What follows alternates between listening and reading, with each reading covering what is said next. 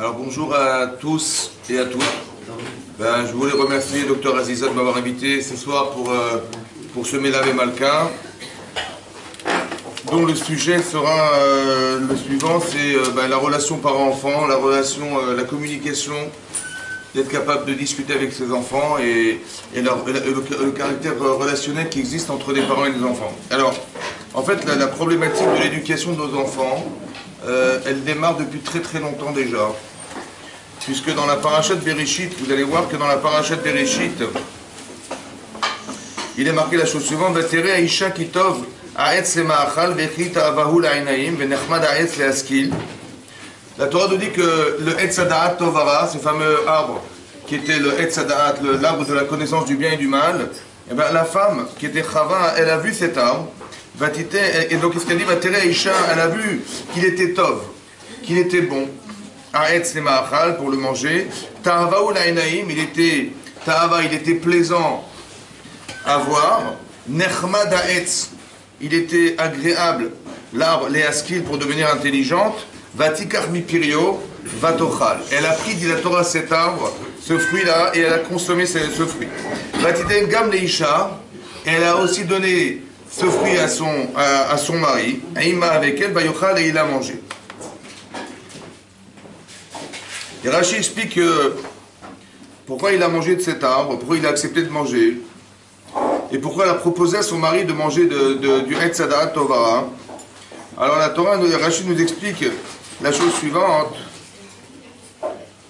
C'est marqué comme ça: Vatiten Gam Leisha, Shelo Tamutni Veyichyehu, pour ne pas que lui vive et qu'elle meure, parce qu'elle savait pertinemment que lorsqu'elle consommerait du Etz Hadaat Tovara, elle mourrait. Et donc, qu'est-ce qu'elle a fait? Elle n'a pas voulu mourir seule, parce que son mari allait survivre. Vaïssa Isha Acheret, et donc il aurait épousé une autre femme qu'elle. Et ça, pour elle, c'était impossible. Ça veut dire, comme c'était impossible, insupportable, que son mari allait subsister et que finalement, on aurait été obligé de recréer une femme à partir de Adam, comme on l'a créé Chava, et que c'était pas possible pour elle d'imaginer que son mari, il aurait une autre femme qu'elle, alors il fallait qu'il meure avec elle. Voilà ce qui est marqué dans Rashi. C'est pour ça qu'elle lui propose de manger du Etz Hadaat. Alors évidemment on parle d'être parfait, donc il faut bien comprendre derrière, c'est profond ce qui est marqué ici. Pas le comprendre comme étant jalouse de la future femme de Adam Arishon, et c'est pour ça qu'elle le tue. Ouais, non. En fait il faut comprendre qu'une femme, que Chava, comme toutes les femmes, elles ont été créées de l'homme. Ça veut dire que l'origine du féminin est issue du masculin, puisqu'on a créé la femme à partir de l'homme. Et donc elle sait au fond d'elle-même qu'elle est créée de l'homme. Donc elle est créée de l'homme, donc elle est en fait, à la base, son existence est issue de son mari. Donc c'est pas possible que mon mari il ait une autre femme que moi, c'est pas possible. Parce que je suis associé à mon mari, donc si je dois mourir, il doit mourir avec moi. C'est ça qui est marqué ici. Vous avez compris? Par association et pas par jalousie. Parce qu'une femme est associée, elle est liée profondément avec son mari. Dans ce sentiment-là, il a été exprimé par Chava, mais en fait ce sentiment il est commun à toutes les femmes du monde, que la femme, elle ressent le besoin d'être associée à son mari, elle est associative, et donc, si elle doit mourir, alors que son mari doit mourir avec elle, c'est pas possible autrement. Voilà ce qui est marqué dans le texte de la Torah. Mais pourquoi? Parce qu'elle a vu qu'il était Tov, cet arbre était bon, il était Nechmad et Ta'ava. Vous n'avez que des termes émotionnels. Ça veut dire qu'elle était attirée par l'émotionnel. Par l'émotionnel que lui procurait soit de le voir, soit de le consommer, soit l'intérêt qu'elle avait de le consommer parce qu'elle est askil. Elle allait devenir une femme intelligente, en fait elle allait devenir comme Hachem, capable de créer des mondes. Et ça c'était l'intérêt, la ta'ava qu'elle avait, le désir profond qu'elle avait de le consommer. Mais là elle propose à son mari. Qu'est-ce que dit Hachem à ce moment-là? Je continue le texte, il dit, il y a marqué là-bas, Veleisha Amar. Donc il a dit Hachem à la femme, Arba Arbe Etzboner. Arba Arbe, je multiplierai Itzboner, on va dire ta souffrance, Ve'eroner et ta grossesse, Be'etzef tel dibanim, dans la souffrance tu enfanteras un garçon, Ve'elisher teshukater, Ve'im sholbach. Bon, moi ce qui m'intéresse, c'est ce que dit Rashi. Rashi dit Arba Arbe Itzboner. En fait, la Gemara explique que c'est quoi Arba Arbe Itzboner, je multiplierai ta souffrance. De quoi il s'agit? Rashi explique ici, c'est ce que la Gemara dit, que Arba Arbe Etzmoner, Zetzar Gidul Banim. La souffrance d'éduquer ses enfants. Ensuite, Eroner, ta grossesse, Zetzar Aïbour. la difficulté d'être enceinte. Ça veut dire avec ce que ça comporte pour une femme de tomber enceinte, d'être enceinte, et toute cette grossesse avec tout ce qu'elle a comme difficulté. Be'etzeb tel libanim, et la dernière chose, c'est qu'elle accouchera dans la douleur. Zetzar aleda. Voilà. Voilà ce qui est marqué. Donc, il y a trois enseignements, il y a trois onashim en fait, les trois châtiments qu'une femme a subis parce qu'elle a fauté en proposant à son mari de manger du Hetzadat, c'est qu'elle va avoir une grossesse compliquée. Oui. Elle va devoir accoucher dans la douleur, et à part ça, elle va avoir des difficultés, on va avoir des difficultés à éduquer ses enfants. Sahar Gidul Banim, la souffrance de l'éducation de nos enfants. Ça fait partie du Onesh originel de la faute de Chava. Alors essayez de comprendre avec moi, pourquoi, parce qu'elle a proposé à manger à son mari, elle doit souffrir le jour de son accouchement, par exemple. Qu'est-ce que ça a à voir avec le fait d'avoir proposé à manger à son mari? C'est quoi la logique? On est bien d'accord que Hachem, quand il envoie un Onesh à quelqu'un, ouais, quand il y a une punition, il ne faut pas le comprendre comme des enfants que Dieu nous punit, on fait des fois des bêtises, vous savez, et au lieu de nous mettre au piquet, il nous envoie des souffrances. Voilà, c'est comme ça qu'il faut le comprendre. Est-ce que c'est comme ça qu'on doit comprendre les choses? Non. Que derrière, il y a une notion éducative. Hachem, quand il fait quelque chose, quand c'est difficile à vivre, c'est forcément que derrière, ça va corriger quelque chose chez soi. Mais alors, qu'en quoi le fait qu'elle va accoucher dans la douleur, c'est réparateur du fait qu'elle ait proposé à son mari de manger du Hetzadat? En quoi c'est réparateur de son problème? Alors j'ai pensé comme ça. En fait, quand vous décantez le raisonnement, c'est comme ça. Le raisonnement est le suivant. Elle a vu son mari, elle a dit j'ai fauté. Bon, je vais disparaître. Mais pour moi, c'est pas supportable que mon mari il puisse épouser une autre femme que moi. C'est contre nature. Alors il faut qu'il meure avec moi. Ça veut dire qu'il va mourir. Vous savez pourquoi? Parce que je ne supporterai pas, moi, la souffrance que ça occasionne chez moi de savoir que mon mari épouserait une autre femme que moi. Donc je ne veux pas souffrir, il faut qu'il meure. Ça va? Mais alors c'est quoi qui est réparateur? C'est de dire, est-ce que dorénavant tu es d'accord de souffrir pour ne pas que meure? Ou tu es d'accord de souffrir pour faire vivre? Est-ce que je suis, parce que égoïstement il doit mourir pour ne pas que je souffre? Oui. Est-ce que tu es d'accord dorénavant de souffrir pour faire vivre, à concurrence d'avoir tué pour ne pas souffrir? C'est ça la réparation. Vous avez compris que psychologiquement, quelqu'un qui va... Elle peut dire, non, écoutez, c'est trop difficile, vous savez, j'ai une carrière, j'ai une vie quand même... J'ai un enfant, ça suffira. Vous avez compris? Bon, on est dans la même perspective que Chava, qui fait que égoïstement, elle va accepter de laisser mourir les autres pour ne pas souffrir. Ou dans sa vie professionnelle, ou dans sa vie... ou dans le fait d'accoucher en soi, c'est une douleur exceptionnelle. Donc, elle va dire, attends, pourquoi je vais souffrir pour les autres? Ça va pas ou quoi? Donc, un maximum... Donc ça veut dire que le problème de Chava, quelque part, c'est qu'elle est enfermée dans un intérêt qui est personnel à elle-même, et le fait qu'elle soit dans cette perspective de ne jamais souffrir pour les autres, ça entraîne qu'elle est même d'accord que son mari meurt pour ça, c'est pas grave, vous comprenez? Ici, la réparation, c'est d'accepter de souffrir pour que vive à la différence. Donc on a bien compris que le rapport qu'on a avec Hachem, c'est un rapport psychologique. Autant que la grossesse, c'est pareil. Tu vas porter quelque chose qui va devoir vivre. Est-ce que tu es d'accord de supporter cette grossesse avec tout ce que ça comporte, des nausées, etc. Parce que tu vas donner vie autour de toi. Est-ce que tu es d'accord de faire abstraction de toi pour? C'est ça l'enjeu ici. C'est ça que propose Hachem. Et donc Hachem, quand il propose à la femme de souffrir dans la douleur, qui est l'accouchement autant que la grossesse, c'est d'accepter de subir pour faire vivre autour de soi. Voilà ce qui est marqué dans la Torah.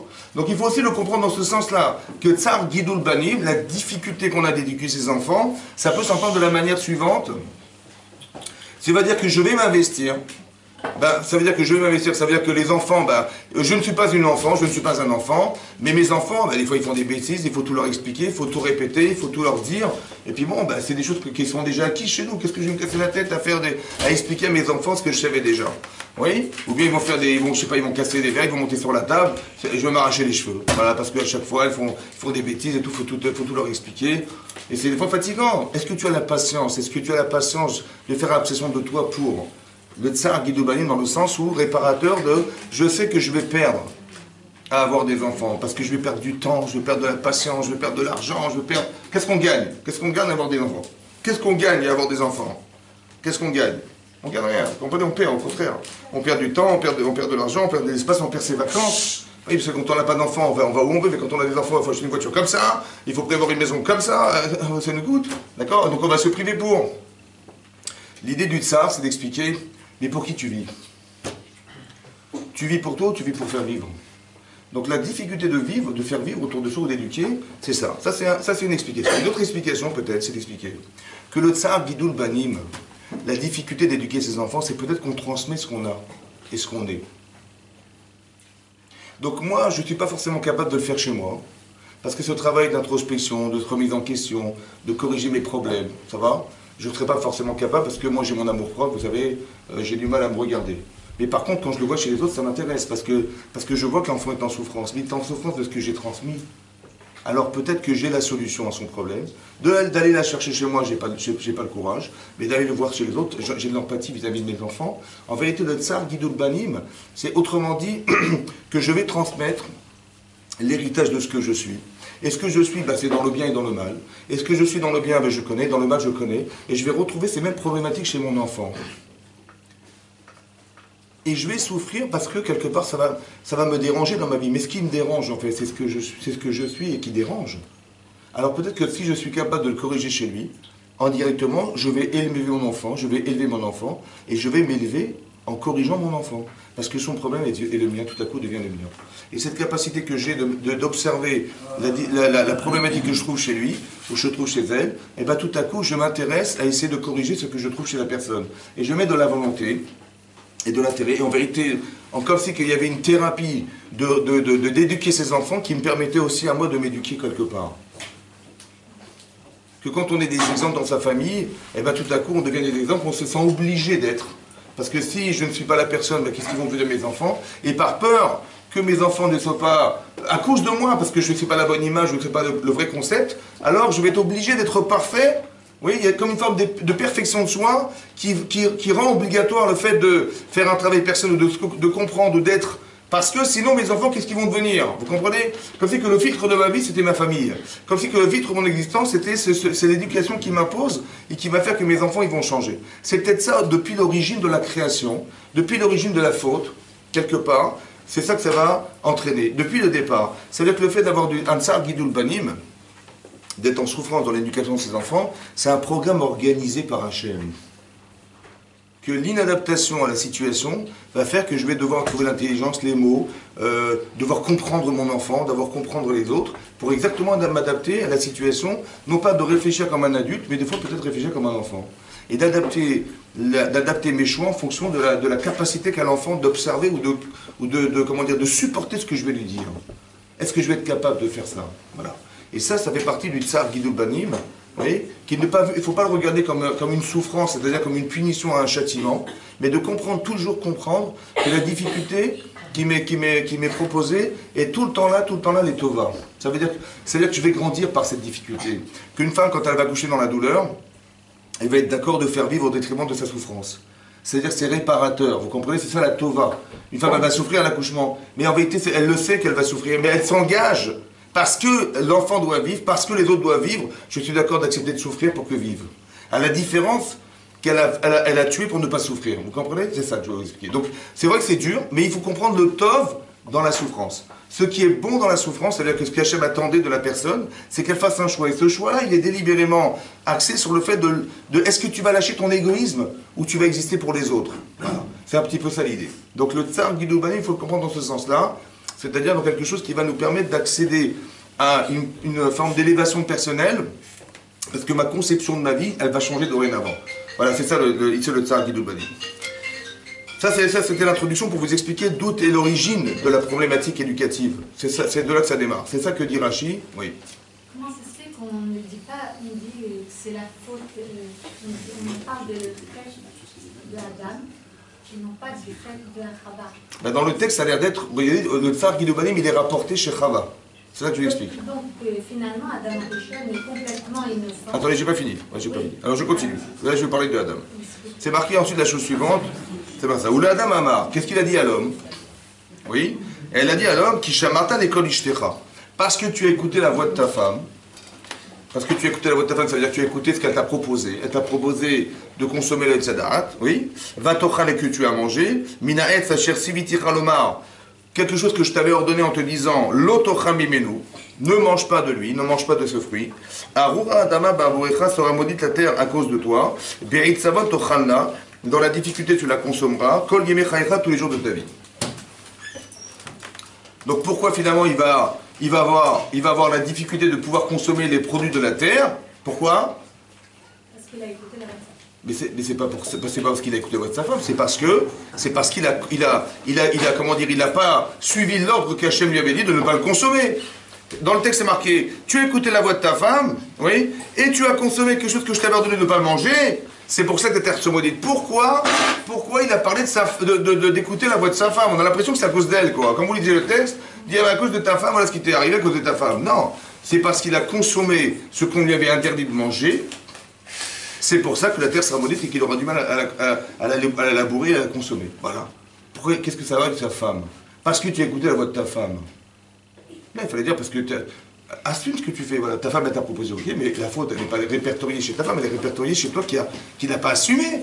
Il fallait dire non, je suis désolé, je ne mange pas. Voilà. Et il a mangé du hêtre, donc là, il a mangé cet arbre, il a mangé du fruit de cet arbre. C'est pour ça que la terre sera maudite. Pourquoi on a introduit sa femme dans l'histoire? Alors c'est comme ça. Hein? C'est un autre sujet. Bien écoutez-moi bien. En fait, le problème est comme ça. C'est quoi d'écouter la voix de sa femme? Parce que tu as écouté la voix de ta femme. Vous avez vu ce qui est marqué au début? Il y a marqué que le Hetz, il était Tov. Tov, il était bon. Il était Ta'ava, il était plaisant. Il était Nechmad et agréable à voir. Ce sont des notions qui sont émotionnelles. Une femme est émotionnelle. Elle est attirée par l'émotionnel. Est-ce qu'un homme est émotionnel comme elle? Non. Alors il dit comme ça, tu vois, si tu avais été toi plus rationnel, tu sais que ta femme est émotionnelle, tu sais qu'elle a été attirée par quelque chose, tu le sais toi, qui va à l'encontre de la volonté d'Hachem, tu le sais ou pas? Tu aurais dû ne pas écouter la voix de ta femme, tu aurais dû être un homme. Ça veut dire que toi, si tu es un homme et tu n'es pas dans l'émotion, tu aurais dû dire à ta femme, écoute ma chérie, là tu vas trop loin. Que des fois ton émotion te sert, des fois ton émotion te dessert. Et là manifestement, cette émotion, elle te dessert parce que ce que tu es intéressé à trouver chez le Hetzadat est interdit par Hachem. Il aurait dû être un homme, il aurait dû dire à sa femme, écoute, là tu vas trop loin, et ça serait arrêté là. Il n'a pas été un homme, il a écouté la voix de sa femme. Ça veut dire que sa femme a été plus forte que lui. Et dans l'émotion, elle a été capable de le transporter dans ses émotions et de faire que, vous avez compris? De faire que maintenant il a été d'accord que finalement c'est pas, oui c'est vrai, c'est pas si grave, et il est tombé dans l'émotion que sa femme, le col de sa femme, la voix de sa femme, c'est pas la parole de sa femme, c'est la volonté qui est cachée derrière la parole, qui est le désir de consommer du Hetzadat. Elle l'a transporté dans ce désir, et lui il a été transporté par ça, il a accepté, il a mangé. Donc le problème en vérité, c'est qu'il n'a pas été un homme. C'est-à-dire qu'il avait été cet homme capable de pouvoir dire à sa femme, mais là tu vas trop loin, ce que ton sentiment il t'amène à ne pas respecter cette volonté que Hachem t'avait donnée, de ne pas consommer des Hetzadat. Si tu avais été cet homme lui disant, mais tu n'aurais pas dû consommer, et tu as été envahi par cette émotion qui t'a poussé à le consommer, alors tu n'aurais pas mangé et tu n'aurais pas fauté. C'est parce que tu as écouté la voix de ta femme que tu n'as pas été capable de l'arrêter. C'est pour ça que la Torah nous dit, tu as écouté la voix de ta femme. Ça veut dire que là, manifestement, c'est marrant parce que quand il a écouté la voix de sa femme, eh ben, il était content de consommer du Hetzadat. Donc dans sa tête, il pensait qu'elle était avec lui, alors qu'en vérité, elle était contre lui. Vous avez compris? Il avait compris.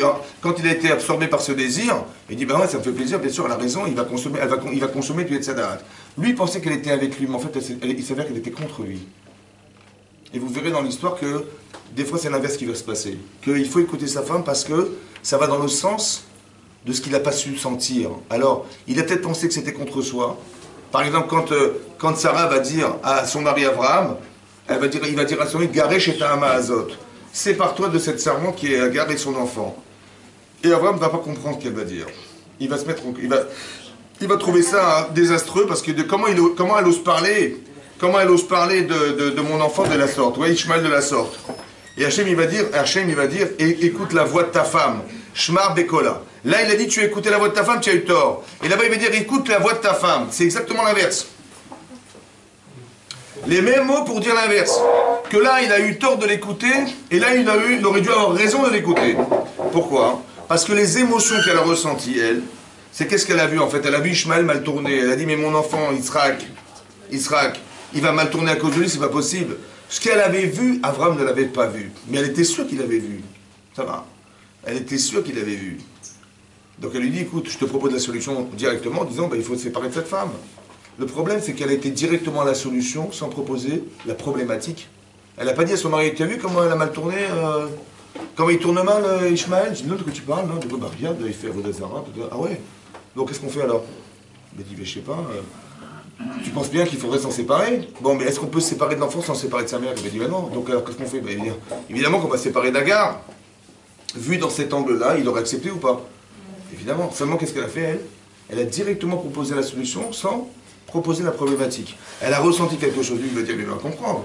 En fait, le problème, c'est qu'on ne se comprend plus, parce que elle, lui, quand elle va dire à son mari, écoute, il faut qu'on se sépare d'Agar, elle, pour elle, c'est clair qu'il a compris que l'influence qu'il peut avoir, Ishmaël sur son enfant est désastreuse. Mais elle est sûre que son mari a compris, donc il dit, il faut qu'on se sépare de l'enfant et de la mère qui va avec. Et lui, il se met en colère, il ne comprend pas. Mais imaginez-vous, lui, qu'est-ce qu'il a compris, lui? Il dit, je comprends pas, hier, tu m'as proposé de l'épouser, aujourd'hui, tu me dis de la chasser, je comprends pas. On a l'impression qu'elle est jalouse. Et elle a dit, mais il se met en colère contre moi, mais je comprends pas, mais il n'a pas vu que c'était un problème. Comme si qu'il défendait cette femme et cet enfant contre moi, contre la souffrance de notre enfant et contre le désastre de ne pas apporter au clan d'Israël, c'est pas possible. En fait, on ne se comprend pas. Pourquoi on ne se comprend pas? Parce qu'on ne ressent pas la même chose. Vous avez compris? Ça veut dire que Avram, il raisonne comme un homme et elle raisonne comme une femme. En fait, on parle du même sujet sans comprendre la portée du sujet. Et donc c'est pour ça qu'il faut rentrer dans l'analyse. Vous avez compris? C'est ça qui se passe ici, une seconde. Il faut rentrer dans l'analyse. C'est-à-dire d'être capable de se mettre dans la position de celui à qui je parle, et pas d'avoir la perspective que je conçois moi, qui est moi, une conception masculine, et je m'adresse à une femme qui a une conception féminine. Si on ne se comprend pas, c'est pas parce qu'on ne se comprend pas intellectuellement, c'est parce qu'on ne ressent pas la même chose. Voilà. Elle voit ce que lui ne voit pas, et lui, il ne voit pas ce qu'elle voit. Alors on ne se comprend pas. En fait, si on avait su expliquer nos sentiments, alors on se serait compris. Ce n'est pas un problème intellectuel, c'est un problème que l'un réfléchit au masculin et l'autre réfléchit au féminin. Comme si qu'on nous demandait de s'impliquer, elle, dans la lecture de son mari masculine, et lui, dans la lecture féminine. C'est aussi ça un petit peu le forme de l'éducation. Donc, ces problèmes-là de couple, ces problèmes de communication, ils vont se révéler plus tard. Oui. Je voudrais savoir pourquoi Rivka ne propose pas à Yitzhak de renvoyer tout simplement Isaac. Un très mauvais exemple. Et alors après, je vous expliquerai. Parce que c'est vrai. Mais il n'y avait pas d'aspirateur à l'époque, je crois. C'est pour ça qu'il n'a pas. Mais là, si on se débarrasse de tout ça. J'ai compris. Mais en fait, Ishmaël, Esav, pour Yitzhak, avait un sens. Que n'avait pas Ishmaël. Parce qu'Hachem, il a dit qu'il n'avait pas Yitzhak. Yitzhak, il pensait que Esav avait un rôle dans l'histoire. C'est pour ça qu'il voulait le bénir. Mais c'est un autre sujet, je ne vais pas rentrer là-dedans. Ça, c'était une parenthèse, en fait. Donc, ça ne peut pas se comparer parce que Yitzhak, il voulait bénir Esav, il pensait qu'il avait un rôle dans l'histoire. Il devait représenter le corps du clan d'Israël, en fait. C'est ça la bracha. Et Yaakov, il devait penser la neshama du clan d'Israël qu'il a eu l'imoud à Torah. Seulement, ce que ne savait pas Yitzhak, et que sa femme savait, c'est que Rav Yahavot Saïr, que c'est l'aîné qui va servir le cadet. Quand Hachem lui annonce cette nouvelle, dit le Midrash, il a dit tu le gardes pour toi, tu ne le dis à personne. Donc elle n'a jamais dit à son mari que l'enfant désigné c'était Yaakov. Et il n'a jamais su, il l'a su que plus tard, que Esav avait vendu sa Bechora, son droit de naissance à son frère. Ça, il ne le savait pas non plus. C'est quand il lui a dit, je sais pourquoi il s'appelle Yaakov. Parce que Yaakveni Zepamaim, il m'a trompé 2 fois. 1, il m'a racheté ma Bechora, et 2, il m'a pris ma bracha. Il dit, t'as racheté la Bechora? Ah, donc c'est pas toi l'aîné? Ah, bien Barouchi, je me suis trompé, excuse-moi, je crois que c'est toi l'aîné, c'était pas toi. Donc c'est-à-dire qu'il n'a jamais su cette histoire de vente de Bechora. Mais il pensait qu'il y avait un projet divin derrière, que Esav, il devait être Ishadé, l'homme qui représente le corps du clan Israël, c'était lui. Vous voyez? Donc c'est pour ça qu'il ne pouvait pas le chasser. Mais non, c'était une parenthèse pour vous expliquer l'origine du Tsar Gidul Banim. C'était pour vous expliquer. Mais non, comment ça va se traduire? Alors, en fait, le clan Israël, il se compose de 12 personnes. Parce qu'il faut comprendre tout le temps, c'est très important de comprendre l'origine de ce que nous sommes, oui. Et que l'origine de ce que nous sommes, en fait, c'est les 12 Shvatim, c'est les 12 enfants de Yaakov Avinu. Et là-bas, comment ça se passe? Regardez dans la paracha de Vayeshev. Alors, je vais vous lire le texte et on va réfléchir ensemble. C'est marqué là-dessus, souvent, ça va. On est toujours dans le chinour, hein. Alors c'est marqué comme ça. Vayeshev Yaakov Eretz Miguravi Eretz Kenan. Et les Toldot Yaakov Yosef. Donc Yosef, Ben Sheva Es Rishona, Yosef nous dit la Torah qu'il avait 17 ans. Aya Roe et Echav Batson. Il était berger avec ses frères du menu bétail. Déjà, premier enseignement, c'est que, bon, il avait 17 ans. Deuxième enseignement, c'est qu'il avait son métier, c'était d'être un berger. Je ne sais pas pourquoi on a besoin de nous signaler ça, il faut réfléchir. il était hébergé avec ses frères. C'était un adolescent. Et Bene Bilha et Bene Zilpa, né chez Aviv, il était toujours accompagné des enfants des servantes Bilha et Zilpa, les femmes de son père. Vayavé Yosef et Dibatam Raël Aviem, il rapportait tout ce qu'il voyait de mal chez ses frères, il allait rapporter chez leur père. Voilà ce que dit la Torah. Alors quand on nous dit qu'il avait 17 ans, ben évidemment c'est un Nahar. S'il avait 17 ans, c'est un adolescent. Pourquoi la Torah vient de nous dire qu'il était Nahar, que c'était un adolescent? Ben il avait 17 ans. Alors Rashi explique que non. En fait on ne parle pas de l'état de Yosef, on nous parle d'autre chose. Il dit, en fait il avait une attitude d'adolescent. Il faisait Maaseh Naout, il avait des actions d'adolescent. Que Metaken Bis'ao, il s'arrangeait ses cheveux. Rachid dit broching belaz. Et il s'arrangeait les yeux. D'accord? Afin qu'il apparaisse beau. Voilà ce que dit Rachid. Donc, premier renseignement, Rachid dit c'est quoi un nahar? Ouais, c'est quoi un jeune homme? Eh ben, c'est Yosef. Yosef, il voulait s'arranger les cheveux, il voulait s'arranger les yeux, il voulait paraître beau. Voilà ce qui est marqué beau gosse, belaz. Mais non, il voulait paraître beau. Alors, c'est un avantage et un inconvénient. Qu'est-ce qu'il faut? Comment ça se réfléchit, ça? Rachid nous dit qu'il était nahar. Ça veut dire quoi, nahar? Moi, je pensais que bon, bah, c'était un adolescent. Un adolescent. Non, Rachid dit non, il faisait Maaseh Naout. Il avait une attitude d'adolescent. Parce qu'on savait qu'il avait 17 ans. Mais non, comment ça se comprend, ça? Est-ce que ça se comprend? Comment ça se comprend? Il se faisait beau, il voulait paraître beau, dit Rachid. Est-ce que c'est bien ou c'est mal? Hein? Il voulait paraître beau. Alors, dans quel but, dites-moi? Est-ce que c'était pour séduire? Par exemple, une fille, elle veut se faire belle. Elle arrive, elle a 14-15 ans, elle veut se faire belle, elle va avoir des beaux cheveux, des beaux, je sais pas, des beaux vêtements. Et c'est pour quoi faire? Hein? Pour plaire. C'est pour plaire ou pour se plaire? Ben demandez-lui. Demandez-lui. Hein? Demandez-lui si c'est pour plaire.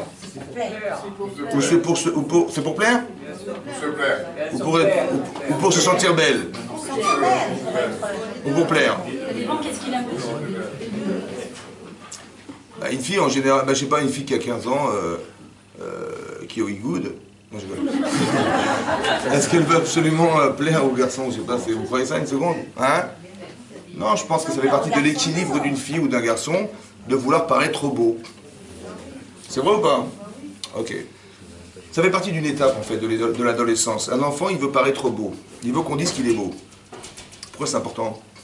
Parce qu'ils ont des doutes et puis ceux qui n'ont pas confiance en Dieu, ça va. Bah travaille. Travaille sur tes doutes. Hein? Parce que s'il est né au mois d'août, par exemple. Alors, pourquoi paraître beau, ça va soulager quelque chose? Pourquoi c'est important qu'il paraisse beau? Si par exemple je lui dis, attends, je lui dis, écoute là tu rentres dans le Yetzirah, ça va pas du tout mon chéri, tu sais ce qui va se passer, voilà, tu vas paraître beau, tu vas être bouché au beau, et puis tu vas tomber dans la séduction, tu vas tomber, puis c'est éphémère tout ça, c'est pas pour toi, t'es un sadique toi, il faut pas faire autre chose dans ta vie, non? Bon, comment ça se comprend ça?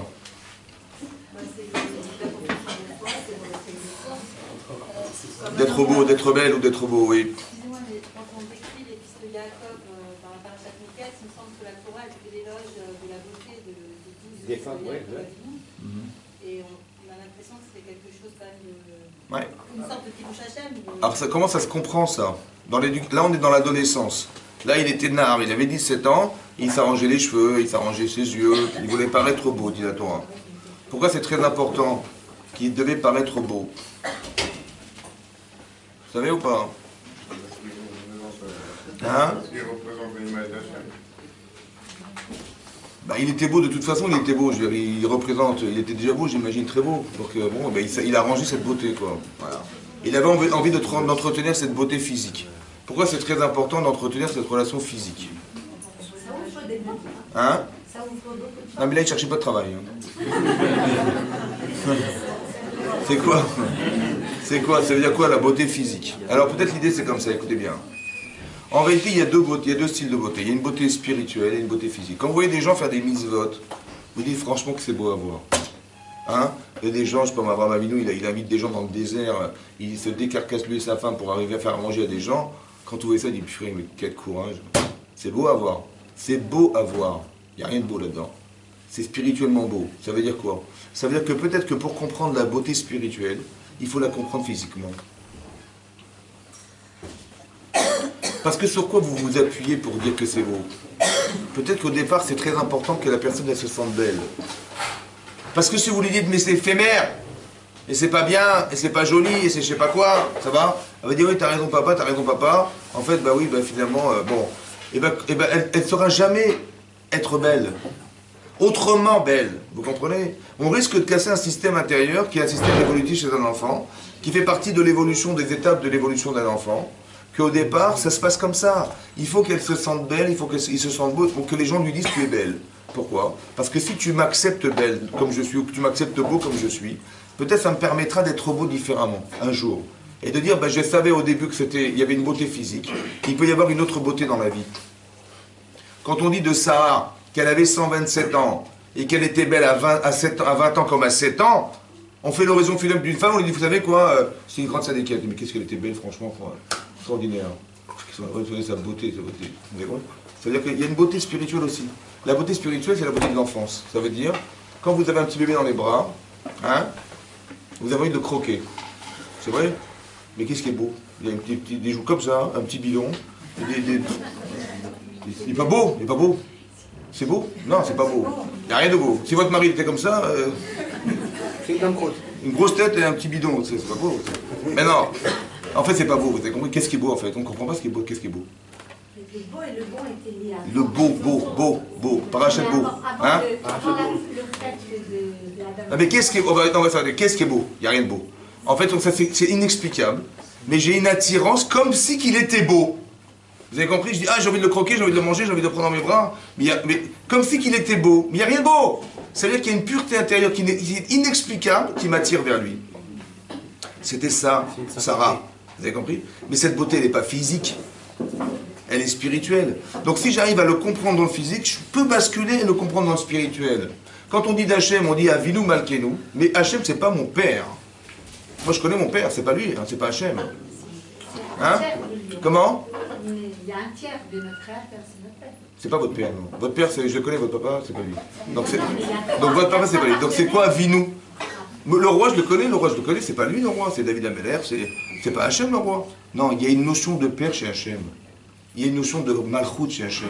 Mais si tu ne le comprends pas dans le physique, comment tu vas le comprendre dans le spirituel? Vous avez compris ce que je veux dire?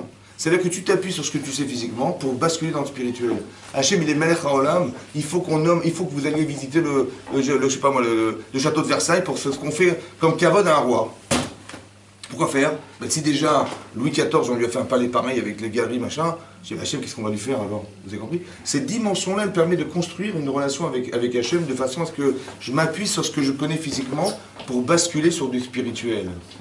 Faire Kibboud Avahem, respecter son père et sa mère, d'honorer son père et de craindre sa mère et son père, c'est une manière de respecter Hachem et de craindre Hachem. Parce que si déjà tes parents, tu les crains et tu les respectes et tu les honores, alors Hachem. Donc je m'appuie sur eux pour pouvoir basculer sur Hachem. Mais ça veut dire qu'il faut le comprendre au départ physiquement pour arriver à l'envisager spirituellement. Donc quand Yasef il paraissait beau, la preuve que c'est ça. Parce que tout à coup, Yaakov il lui offre une kétonnette passim. C'est-à-dire un beau vêtement. Mais c'est pas ça qu'il fallait faire. Au contraire, il fallait dire Shalom, qu'est-ce que tu fais? Tu veux d'acheter un short? Ouais, pas un beau vêtement. On dirait qu'il entérine quelque chose qui était faux au départ. Non, c'est pas vrai.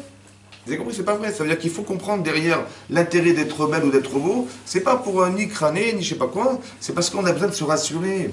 Et l'assurance d'être belle ou d'être beau, ça permet de basculer sur une autre beauté, qui est de vouloir faire que j'ai envie qu'on dise de moi que je suis une sadéquette et que je suis un sadique. Et voilà, c'est ça que ça veut dire. C'est ça, Nahar. Ensuite, c'est marqué, il était berger. Berger, ça veut dire quoi, berger? Comme on dit que Rachel était bergère, que Evel était berger, voilà, berger, ça veut dire quoi, berger? Je pense que berger, ça veut dire derrière, c'est pas pour nous apprendre quel métier elle faisait ou quel métier il faisait, c'est de nous apprendre qu'un berger, c'est quelqu'un qui dirige, quelqu'un qui est maître des éléments. Oui, c'est très compliqué de diriger un troupeau. Donc il avait une capacité à gérer. On dit Moshe Rabbeinu, tous les grands de ce monde, les grands rois, ils ont été des bergers au départ. Parce que tu sais, si tu sais orienter, organiser un troupeau, tu peux peut-être organiser un autre troupeau. Ça veut dire, vous avez compris, quelque part, c'est l'organisation. Parce que chaque animal, il a sa conception, il a quel âge il a et tout. Donc on s'adapte à la situation. Et d'être un berger, c'est un dirigeant. Donc il avait déjà ce moteur, Yosef, pardon, il avait déjà cette dynamique d'être dominant. Et c'est ça qui peut créer des problèmes entre les enfants, parce que quand on est dominant, lorsqu'on est le cadet de la famille, et qu'on est le dominant de ses frères, ça va créer des ombres, et ça va créer des conflits intérieurs, qu'il va falloir gérer. Donc il y a marqué dans la Torah, à part ça, il était entouré des enfants de Bila et de Zilpa. Rachid dit pourquoi? Parce que ses frères, qui étaient les enfants de Léa, ils se moquaient, les traitant de Avadim. Ça veut dire que tu es les enfants des servantes. Voilà. Et donc il a cru Yosef qui se moquait d'eux, et donc lui il était là pour les réconforter. Il était proche des enfants, Yosef, qui étaient entre guillemets négligés par les autres frères. Il y avait comme au départ un problème conflictuel entre eux, de rapport, qui était géré par Yosef en disant voilà, moi je m'occupe d'eux. Mais qu'est-ce qu'il faisait? Il allait raconter tout le mal que faisaient les enfants de Léa à leur père. Il allait raconter voilà ce qu'ils font papa, voilà ce qu'ils font papa, voilà ce qu'ils font papa. Voilà. Il s'acharnait à dire. Il a même des choses qu'il a dit du mot fichema, c'est des choses qui sont interdites de dire. Il a dit voilà, ils ont des relations, ils ont des mœurs un peu légères avec les femmes, ils traitent les enfants d'avadim, et ils mangent les vers minacha, ils mangent des animaux vivants. Et chaque chose qu'il a dit, elle a été vérifiée fausse, c'était du mot Shemra. Voilà. Moi, ce qui m'intéresse déjà au départ, c'est de comprendre une chose comme ça. On dit des enfants de Yaakov, mitato shelema. Ça veut dire quoi, mitato shelema? Sa couche était parfaite. Ça veut dire quoi, sa couche était parfaite? C'était 12 des sadikim. Et on va voir que on a du mal à comprendre, parce que là, il raconte du Lachonara, ils vont le haïr, ils vont le jalouser, ils vont le vendre esclave. Oui, où sont les sadikim? On a du mal à comprendre, c'est quoi des tzadikim? C'est vous des tzadikim? Où sont les tzadikim?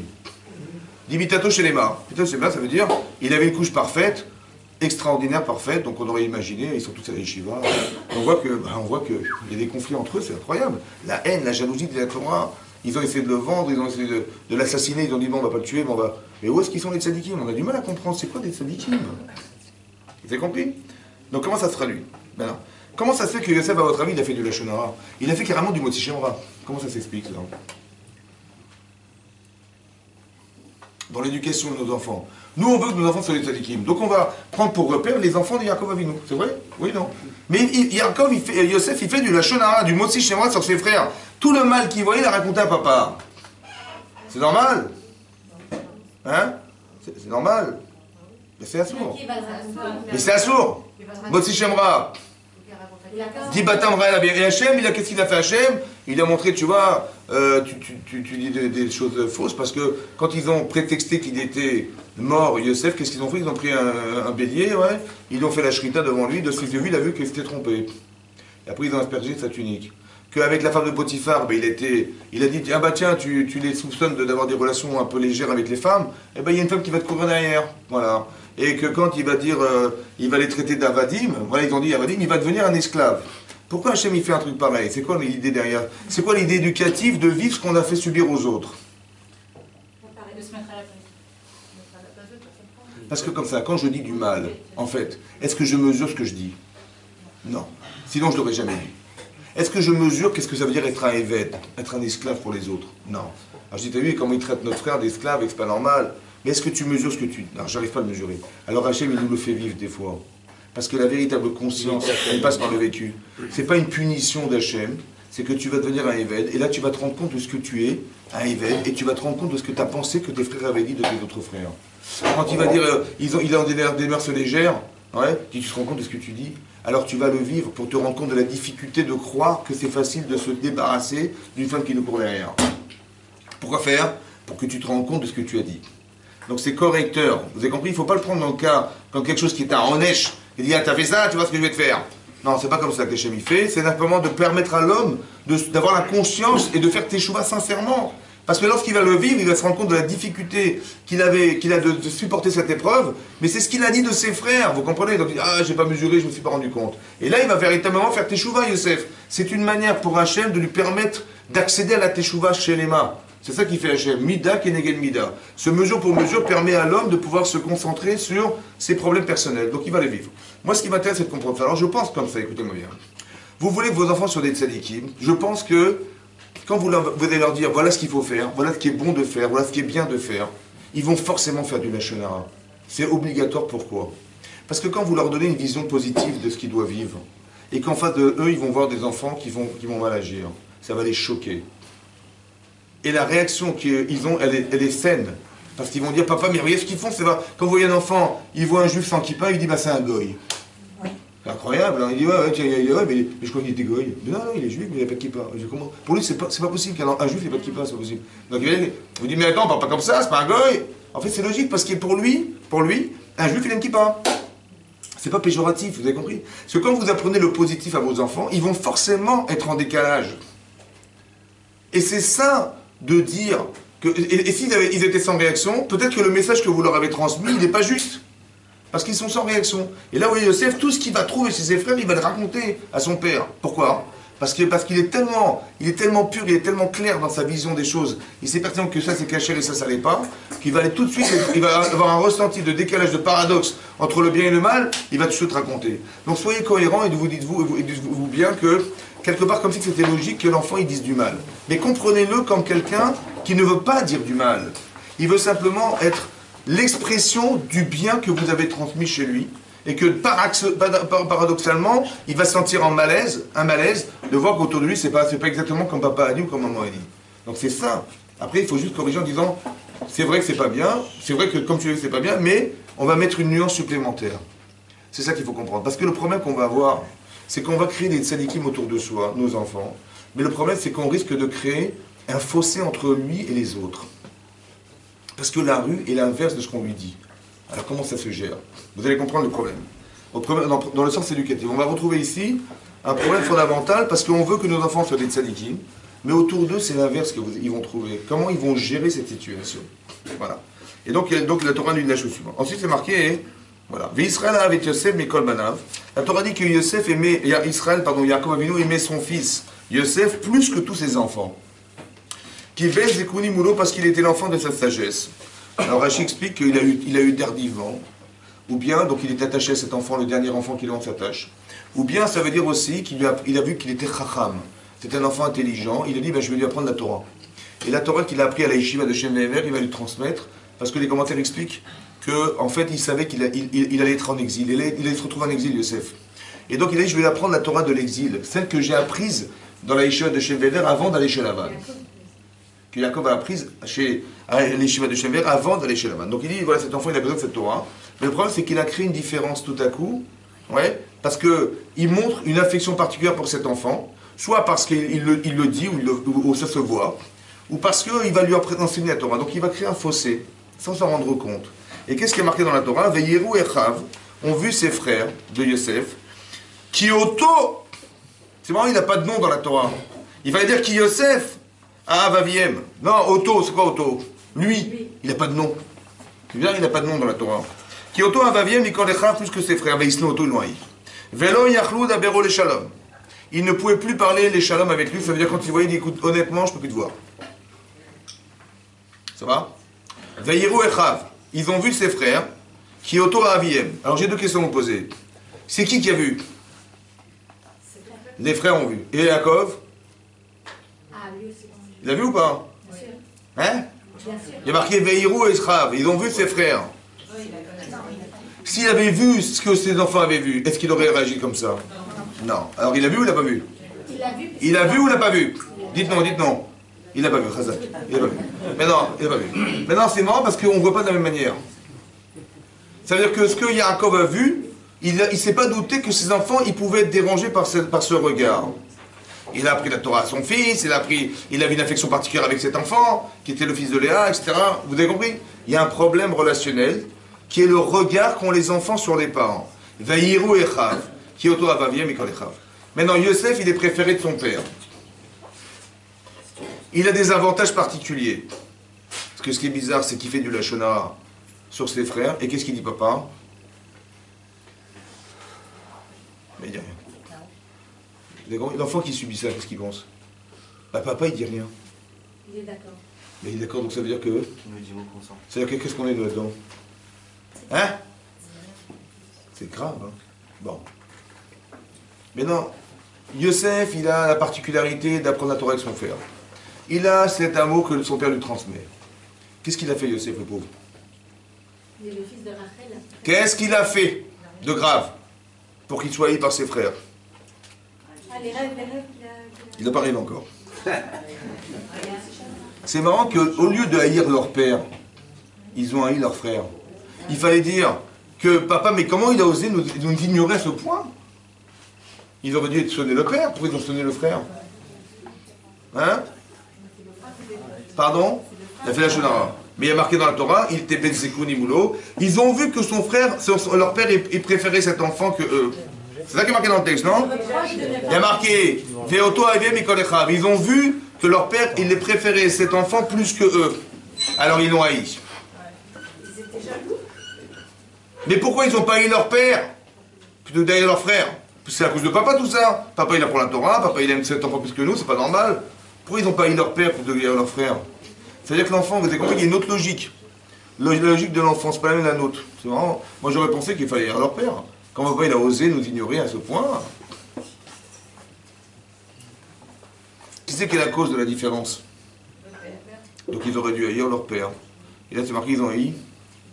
Comment ça se fait qu'un enfant il va haïr son frère et pas son père? C'était les parents. Comment? Comment? On a dit qu'il cherchait à être bon à l'extérieur, donc il a ses goûts de père, donc il sait que c'est sa faute. Il n'est pas marqué ça dans la Torah, il y a marqué qu'ils ont vu qu'il aimait plus lui que les autres enfants. C'est-à-dire que où ça s'entendait, où ça se voyait, il avait plus d'affection, plus de temps passé. Mais cette différence, elle n'est pas perçue par le père. Pourquoi elle n'est pas perçue par le père? Pourquoi le père ne se rend pas compte de ça? Hein? Pourquoi Jacob il ne voit pas? Parce qu'eux ils voient. Ils ont vu, ça se voyait, ils passent plus de temps avec lui. Comment ça se fait qu'eux n'ont pas vu ce que Jacob aurait dû voir? Comment ils n'ont pas vu? En fait, Jacob, il n'a aimé que Rachel. Et Rachel, donc c'était sa préférée, donc il a aimé que Rachel, Yosef, etc. Ça c'est dans la story, mais dans la vérité. Dans la vérité. C'est dans la vérité. Non, parce qu'après vous verrez dans le parachat, vous verrez, il y a marqué Veyahav Yaakov et Rachel, Miko, il y a marqué là-bas, Veyahav Yaakov, Rachel, il y a marqué Yaakov, Rachel, Mi et Léa. Mi Léa, ça veut dire il aimait plus Rachel que Léa. Il aimait Léa ou pas? Oui. Dites oui, parce que Rachel, Mi Léa. Plus Rachel que Léa, donc il aimait Léa. Donc il aimait Léa. Parce qu'elle lui a donné des enfants. Non, avant qu'elle tombe enceinte. Avant qu'elle tombe enceinte dans le texte. Regardez le texte. Oui. Donc ça veut dire que c'est pas un problème de... Non, c'est pas ça. Mais c'est marrant parce que ça veut dire peut-être que l'idée que c'est comme ça. Peut-être que nous on se justifie en fait. Ça veut dire comme ça. Quand on fait des différences, en fait, elle est justifiée chez nous parce que Yosef est intelligent, Yosef il est fils de Rachel, Yosef, comment dire, c'est mon dernier petit enfant, c'est le dernier petit qui est le dernier de mes enfants. Il y a un attachement émotionnel qui est lié à la relation. Mais est-ce qu'on se rend compte de ce qu'on organise autour de soi? Mais il dit, mais moi je vais vous expliquer pourquoi. Parce qu'il c'est mon petit dernier, parce qu'il est intelligent. En fait, en tant qu'adulte, on se justifie une situation parce qu'on peut s'expliquer. Mais est-ce qu'on se rend compte de ce qu'on occasionne par nos choix personnels? C'est ça le danger. Et l'enfant ne va pas raisonner comme vous croyez. Il ne va pas dire ils vont vous en vouloir. Non, il va en vouloir à l'objet de la convoitise. C'est ça qui est dingue chez un enfant. C'est pas la même chose. On n'a pas la même logique. Par exemple, vous allez comprendre par exemple. C'est marqué dans la Gemara dans Sota, voyez, que lorsque Paro, il a décrété que tous les garçons qui allaient naître, on allait les jeter au Nil. Qu'est-ce qu'il a fait Amram? Il a caché Divorcé. Amram, il a dit, je divorce, direct, ça va? Et tout le monde a suivi. Gadol Ador Aya. Gadol Ador Aya, ça veut dire qu'il était le plus grand rave de la génération. Ça veut dire plus intelligent et plus Yerishamim de toute la génération. Et il a décidé, Amram, de se séparer de sa femme. Donc il a divorcé et tout le monde a divorcé. Tous les gens qui étaient proches de Amram, tous les juifs d'Israël, ils ont divorcé. Sa fille, elle vient, elle lui dit à Myriam, elle lui dit, papa, tu fais pire que Paro. Il dit, pourquoi? Il dit, parce qu'en te privant d'avoir des enfants, tu prives des filles de vivre alors que Paro, il les fait vivre. Et quand tu te prives de ta femme d'avoir des enfants, tu prives des garçons du Olam Haba. Parce que l'enfant, il va être noyé le jour de sa naissance, mais il va aller où après? Il va aller au Olam Haba. Eh bien, quoi? Qu'est-ce que tu fais, toi, monsieur? Tu l'empêches d'aller au Olam Haba. Ça se fait pas. Hein. C'est pas gentil. Donc, qu'est-ce qu'il fait? Donc, il dit à tu as raison, il envoie sa fille, il réépouse sa femme, et ils ont eu Moshe Rabbeinu. Bon, expliquez-moi logiquement, comment ça se fait que Amram Gadol Adoraya, il n'a pas compris ce que sa fille, elle a compris qui était logique? Comment ça se fait qu'il n'a pas compris, et il n'avait pas la hirat shamen suffisante pour pouvoir faire que, il dit j'ai fait une bêtise là. Non, sa fille elle vient lui dit papa tu fais pire que Paro, pourquoi? Parce que les filles elles vivent et toi tu les pas fais pas vivre, et le garçon qui meurt il va là-bas, tu le prives de là-bas. Comment ça se fait qu'il n'a pas compris ça. Ce que ça fait une gamine, elle a compris. Comment ça Elle fait? était sirlite alors que lui, non. Et lui, il n'est pas sérieux, lui. Amram Gadolador, Aya. Gadolador. Ah, c'était avec les sentiments. Gadolador. Et il a vu que la mort des garçons, donc ça l'a bloqué. Les sentiments à Rikshi. Au lieu d'être. Mais il était Gadolador. Qu'est-ce qu'elle avait pas, qu'est-ce qu'elle a plus de Rikshi que lui? Elle était émotionnelle. Hein? Il avait vraiment vivre la mort de son fils. Il avait vraiment le vivre. Bah oui, j'ai compris. Donc il voulait pas souffrir. Mais comment ça se fait que malgré tout, il n'est pas capable de voir ce que sa fille elle voit? Et lui, il n'est pas émotionnel, lui. Gadolador, Aya. Justement, là, il est émotionnel. C'est l'erreur. Hein? C'est l'erreur, il était émotionnel alors qu'il ne fallait pas. Alors qu'elle, Il fallait pas. Mais elle est pas... Attends, mais elle dit, tu laisses pas vivre les garçons, tu laisses pas vivre les filles, et tu laisses pas vivre les garçons. C'est émotionnel, non? Cette relation, elle est émotionnelle. C'est quoi la différence émotionnelle qu'il y a entre le père et la fille, là? Si Abraham dit qu'il n'a pas eu de fille, Oui. parce qu'il ne voulait pas la donner à des Cananéens. Un Canaan. D'accord. Maintenant, toutes ces filles qu'ils auraient eues, elles se seraient mariées avec des Mitzrim. Ah oui, non, il y a Mais non, mais carrément, il n'y a même pas de fille ici. Il se dit, il divorce. Il n'y a pas d'enfant, il n'y a pas d'enfant, zéro. On va dire qu'il réfléchit comme elle aurait dit, comme Myriam. Ils continuent d'avoir des enfants, donc tous les garçons sont à l'eau, et toutes les filles vivent, donc elles vont se marier avec qui?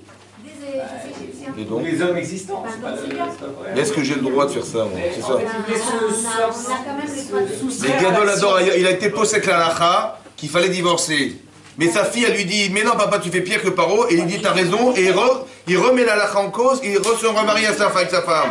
Mais qu'est-ce qu'il n'a pas compris au départ? Ce qu'il n'a pas compris, c'était qu'il allait y avoir un miracle. C'est tout ce qu'il a compris. Mais non, pas du tout. Quel miracle. Elle était logique, sa fille. Elle dit, papa, logiquement. Logiquement, les filles, en te privant. Attendez, logiquement, elle lui a dit logiquement, elle. Elle a dit, mais papa, mais tu prives les filles de vivre. Logiquement. Et les enfants qui vont mourir, logiquement, ils vont aller au Maba, tu prives les enfants d'aller au Maba. C'est logique, là. Vous avez compris? Je vous en prie, madame. Pour la dernière fois, elle a raison, bien sûr. Alors c'est comme ça. En fait, la logique, c'est comme ça. Écoutez-moi bien. Il y a une logique masculine et une logique d'enfant. Parce qu'en tant que père de famille, évidemment qu'un père de famille, il ne veut pas être un potentiel assassin. Parce qu'il dit, voilà, ma femme va tomber enceinte, et l'enfant qui va naître, dans le doute, on va le jeter dans le Nil. Mais je ne veux pas être un assassin, moi. Ok. Autant que j'ai pas envie de faire souffrir à mon épouse la grossesse, et puis le bonheur qu'elle aura d'avoir un enfant, et que cet enfant, on va le jeter dans le Nil. De quel droit j'ai le droit d'occasionner une souffrance pareille à ma femme? Il dit, bon, divorce direct. C'est évidemment comme ça. Moi, j'ai pas envie d'être un assassin, et j'ai pas envie de provoquer une souffrance aussi horrible qu'une femme à la couche d'un enfant qu'elle a porté 9 mois, et on va le jeter au Nil. Ça, c'est la logique masculine, c'est la logique d'adulte. Mais non. Écoutez-moi bien maintenant. Je suis Myriam. Je suis l'enfant. Voilà. Je suis l'enfant. Je vois Paro et je vois mon père. J'ai dit, c'est marrant parce que Paro, il me fait vivre et mon père, il me tue. Il m'empêche de vivre. Et si j'étais un garçon, Paro, il me tue, mais je vais au Lamaba. Mais mon père, il me fait même pas vivre. Et je perds le Lamaba. Ça va? Ça veut dire que, c'est quoi la logique? C'est de dire comme ça. J'aurais dû me mettre à la place de celui qui va subir ce choix. Moi, j'ai décidé qu'on va divorcer. Mais l'enfant, il va subir son choix. Ça veut dire quoi? Mais lui, il veut vivre. Autant qu'il va là-bas. Mais de quel droit, moi, je me suis permis de me divorcer et que l'enfant, il va subir ce choix, il ne pourra pas vivre à cause de moi? De quel droit? Vous avez compris cette logique-là? Ça veut dire qu'il faut avoir la capacité de se mettre à la place de celui qui va subir vos choix. Mais qui c'est qui va le voir? Bah, celui qui se met à la place de l'enfant. Vous avez compris ça? Ça veut dire que quelquefois vous allez décider comme des adultes, vous avez une logique adulte. Tu dis, mais moi, je vais comment, depuis quel droit je vais être un assassin potentiel? Ça va pas ou quoi, être un shalom? Donc je préfère divorcer. Autant que, et même si, ok, moi je suis un fou, d'accord, ma femme va tomber enceinte, mais de quel droit j'ai le droit de faire subir une souffrance dans le doute que cet enfant on le jette au Nil? De quel droit? Je veux pas. En fait, vous avez compris? Le problème, c'est que mon raisonnement, il s'arrête à la limite de ce que je suis. Mais il y a ton fils, il y a ton enfant aussi, oh. Il est où ton enfant? Dans ton raisonnement, il n'y a pas d'enfant. Vous avez compris? Tu ne penses qu'égoïstement ton problème personnel. Tu dis, mais il est légitime. Vous avez compris la différence? C'est que dès l'instant où tu mets en parallèle ton enfant, tout à coup, les paramètres vont changer. Parce que la vision que tu vas avoir de ton choix, c'est l'enfant qui va le subir. C'est pareil. Yaakov, quand il donne un kétonet passim à son fils, ou bien il donne, comment on veut dire, il donne un avantage particulier de l'étude de la Torah, pour lui, c'est clair qu'il doit lui donner la Torah parce qu'il va aller en exil, parce que tout ça c'est justifié. Mais tu ne te rends pas compte que ta justification du rapport à l'enfant, les enfants, il va avoir une différence qui n'est pas compréhensible pour eux. Ça veut dire qu'ils vont se sentir ignorés, ils vont se sentir inexistants. Tu n'as pas le droit de montrer cette inexistence. Tu n'as pas le droit de créer ce fossé qui va faire que l'enfant, il va subir ce que toi tu as décidé. C'est pour ça qu'il a vu il n'a pas vu ce que les enfants ont vu.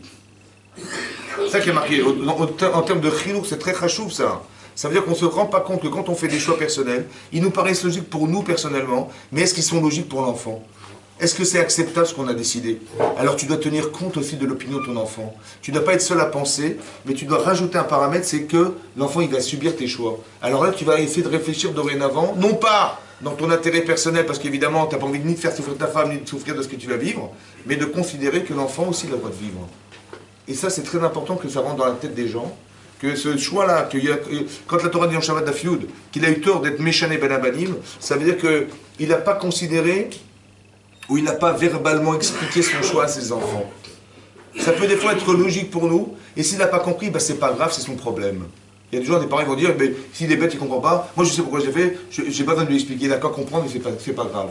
Et le problème, c'est qu'il ne veut pas comprendre, parce qu'il n'est pas un adulte. Votre enfant n'est pas un adulte, il n'a pas la logique adulte, il n'a pas cette façon de penser adulte, il n'est pas responsable comme un adulte. Quand par exemple des parents, vous allez vous rendre compte qu'avec vos enfants, vous êtes plus dur qu'avec des enfants des voisins. Quand il faut faire les devoirs, mais paquet, ça va? Et ben, votre enfant, il dit, mais attends, mon voisin, quand je vais le voir, il me dit, mais bien sûr, je vais t'expliquer l'exercice gentiment, mais toi, dès que je ne comprends pas du premier coup, tu dis, comment ça, tu ne comprends pas? Vous avez compris? Et bien, l'enfant, il va vous dire, j'aurais préféré que mon père soit voisin. Parce qu'avec toi, oh là là, ça va pas. Hein. Bon, mais si j'explique pas à mon enfant la pression que j'ai d'être père, lui, il croit que je l'aime pas. Mais non, je t'adore, c'est pour ça que je suis dur avec toi, parce que j'ai tellement peur que tu ne sois pas un bon enfant éduqué, que cette peur-là, je la transmets. Elle se voit dans mes gestes, mais elle ne se comprend pas, parce que l'enfant ne comprend pas la responsabilité que j'ai d'être un père. Pourquoi tu n'es pas gentil avec moi? Pourquoi tu es dur avec moi? Pourquoi tu es virulent? Des fois, dès qu'on ne comprend pas, les enfants ne comprennent pas, on se met en colère, qu'est-ce que tu t'es pète ou quoi? Tu comprends pas? Parce qu'il faut que ça avance. Pourquoi cette pression? Parce que je suis père. Donc il faut que je lui explique que je suis désolé, mais cette pression, je suis désolé, c'est simplement parce que je suis responsable de toi. C'est pas parce que je t'aime pas, c'est exactement l'inverse. C'est parce que je t'aime que j'ai peur que ça soit que tu rates tes exercices, que tu rates ta vie, que tu rates des choses. Et c'est pour ça que j'exprime une sorte de tension pareille. Mais la tension, essayez de la comprendre. Il faut l'expliquer verbalement à vos enfants pour qu'ils comprennent votre attitude. Parce que votre logique n'est pas celle de l'enfant. Parce que lui dit, papa, je comprends pourquoi il s'énerve. Et quand j'étais voir, j'ai fait ce même travail avec mon voisin, eh bien il a été gentil avec moi. Ouais, et je comprends pas, à chaque fois on a des rapports difficiles, des rapports conflictuels, je ne vois pas pourquoi c'est comme ça. Mais l'enfant ne comprend pas votre tension, il ne comprend pas de vos responsabilités, il ne sait pas comment vous êtes engagé, il ne comprend pas. Donc il faut lui expliquer, il faut lui dire, tu sais, voilà, je suis ton père, etc. Et j'ai peur que tu rates, et j'ai peur que c'est pour ça que tu l'excuses, mais c'est comme ça.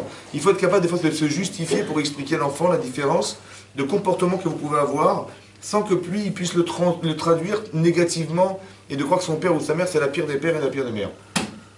Voilà. Donc ici c'est très important qu'on comprenne ce sujet-là, c'est-à-dire qu'ils ont vu les enfants ce que faisait leur père avec leur frère et ça a entraîné de la jalousie, de la haine. Pourquoi l'enfant ne va pas haïr son père? Oui, parce que vous allez vous rendre compte, comme ça, par exemple vous avez un enfant, il a 3 ans, ça va? Bon. Il a 3 ans, il parle déjà, il a ses petits jouets, sa chambre à lui, il a, comment vous dire, il a ses parents pour lui, tout est à lui, ses grands-parents ils lui font des petits bisous, c'est qu'à lui, là c'est lui, c'est le roi de la... Voilà. Et tout à coup, quelques temps plus tard, sa maman et son papa, ils ont eu un nouvel enfant, et tout à coup, sa vie elle est divisée en deux maintenant. C'est-à-dire maman elle s'occupe plus de ma petite soeur, mon petit frère que moi, et voilà, il y a un nouvel intrus qui est rentré dans la maison. Des fois, monsieur, il vient, il rentre dans mon lit, il prend mes jouets, ma tétine, il me la prend de la bouche, ça va, ouais. Bon, qu'est-ce qu'il fait le petit garçon quand vous tournez le dos? Il lui arrache les cheveux. Tout à coup, vous trouvez des cheveux dans ses mains et il lui manque des cheveux sur sa tête. Bon, comment ça se fait qu'il veut se débarrasser de son petit frère ou de sa petite sœur? Hein?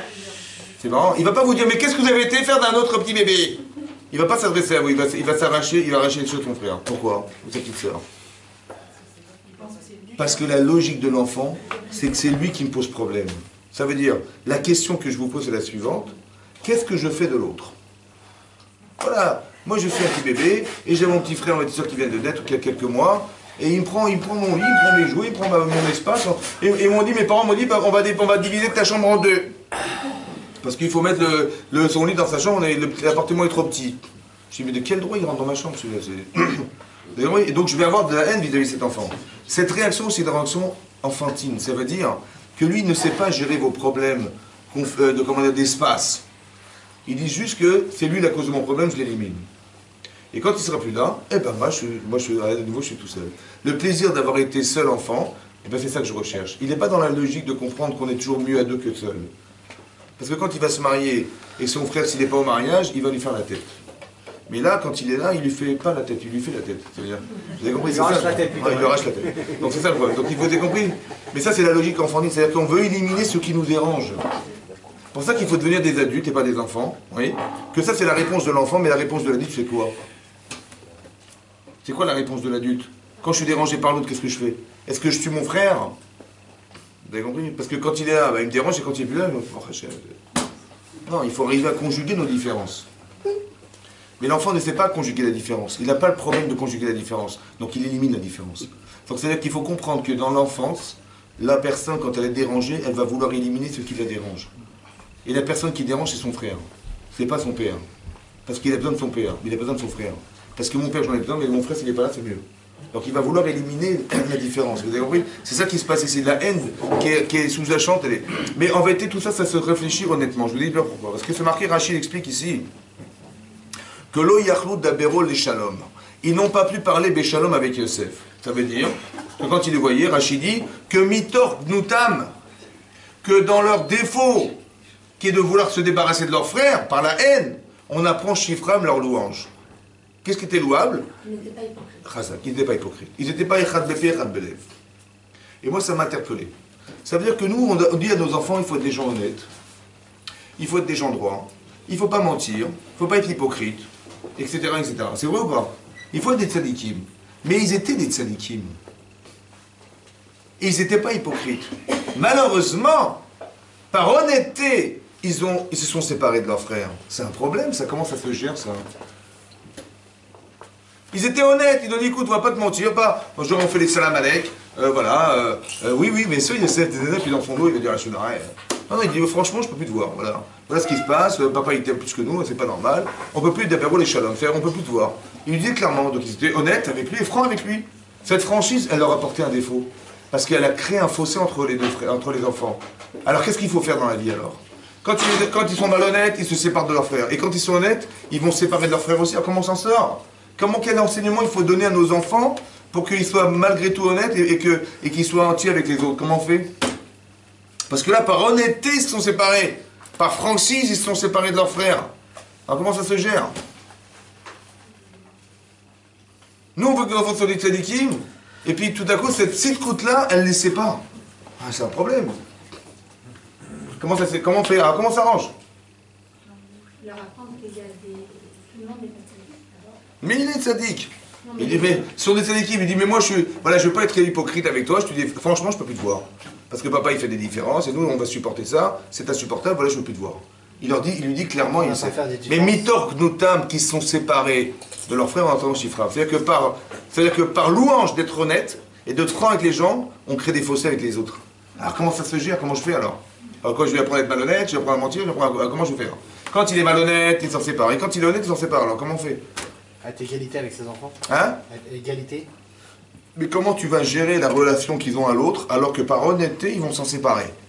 C'est ça que je te dis. La franchise, ils ont été francs, ils disent, nous on n'est pas hypocrite, on te dit franchement, on ne peut plus te voir. Mais attends, je t'ai pas rendu franc et je t'ai pas demandé d'être honnête et d'être entier avec les autres, avec toi-même, pour que tu te sépares ton frère, c'est pas ça que je t'ai enseigné. Alors comment ça marche? Il faut leur apprendre que tout n'est pas juste dans la vie, qu'il y aura celui-là qui aura plus, celui-là qui aura moins. Ah mais c'est trop jeune. Alors comment on fait? Peut-être l'idée c'est comme ça. Je t'ai pas appris la Torah pour que tu te sépares des autres à cause d'elle. Par exemple. Avram Avinu, on va lui dire, Hachem lui dit, je vais quand même pas cacher à Avram que je vais détruire Sédom. c'est une manière d'encourager Abraham à faire une prière. Quand il dit je vais quand même pas cacher Abraham, je vais détruire Sédom, c'est la cacher, il a décidé ou pas? Il a décidé. Bon. Qu'est-ce que vous allez lui dire, Hachem? Il a décidé. Vous êtes plus intelligent que Hachem? Donc qu'est-ce qu'il veut Abraham? Qu'est-ce qu'il veut Hachem à Abraham? Mais quoi faire? Qu'est-ce que vous allez lui dire? Allô? Oui, vous allez dire quoi? Vous allez dire quoi? Mais attendez, j'ai pas compris. Il a décidé Hachem. Donc nous on est plus intelligents qu'Hachem et on va trouver une astuce pour essayer de libérer des gens comme ça. C'est pas possible. Quoi, vous osez penser que vous êtes plus intelligent qu'Hachem? Non, je pense que c'était ça. Mais j'ai compris, mais qu'est-ce que vous allez dire? Parce que de toute façon Hachem s'il a décidé, c'est qu'il a tout pensé. Il n'a pas trouvé de solution, mais vous avez trouvé une solution. Alors. Bon, il voulait faire de nous un associé. Non.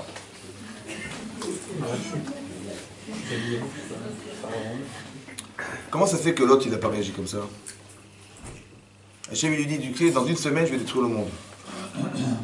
Bon, on arrive au bout de la semaine, il commence à pleuvoir. Peut-être qu'Hachem il attendait. Noir. Peut-être qu'il attendait quelque chose de noir. Il dit je vais détruire le monde, alors comment tu te sens? Il dit écoute, si tu as décidé, tu as décidé. On aura parlé, ça fait 120 ans qu'on a fait l'arche de Noé, ça fait 120 ans qu'on leur répète la même chose. Ils n'ont pas compris, donc qu'est-ce qu'on peut faire? C'est bon, ça suffit, classe. Attendez, vous avez compris ça? C'est-à-dire qu'on attendait une réaction de Noir qu'il n'a pas eu. Et Abraham, il a une réaction. Mais elle est bizarre cette réaction. Parce que Krataïm Lachem Meod.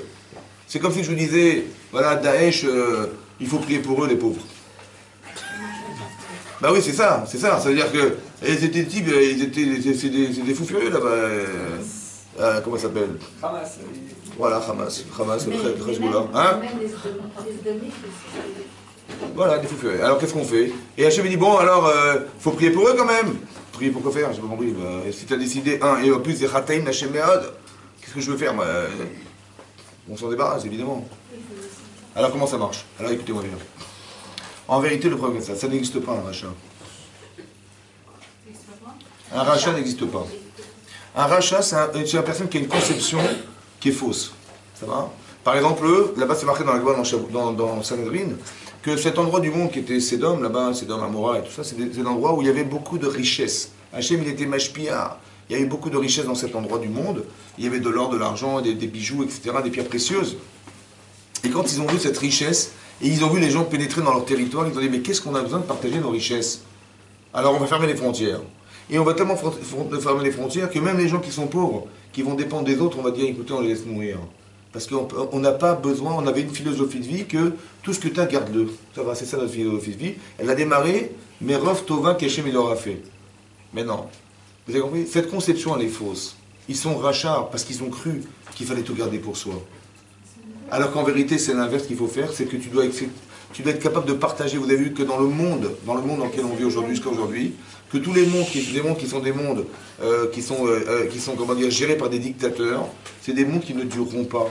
Parce qu'un jour, les gens se révolutionneront contre la dictature. À un moment donné, ça craque. Il y a eu la Révolution française, il y a eu les machins. Voilà, les gens comme il y a eu tous les pays d'Afrique du Nord, ils sont révolutionnés, la Tunisie, etc. Parce qu'ils en avaient marre. Ils ont eu Facebook, ils ont dit tiens, les gens ils sont heureux ailleurs et nous on crève.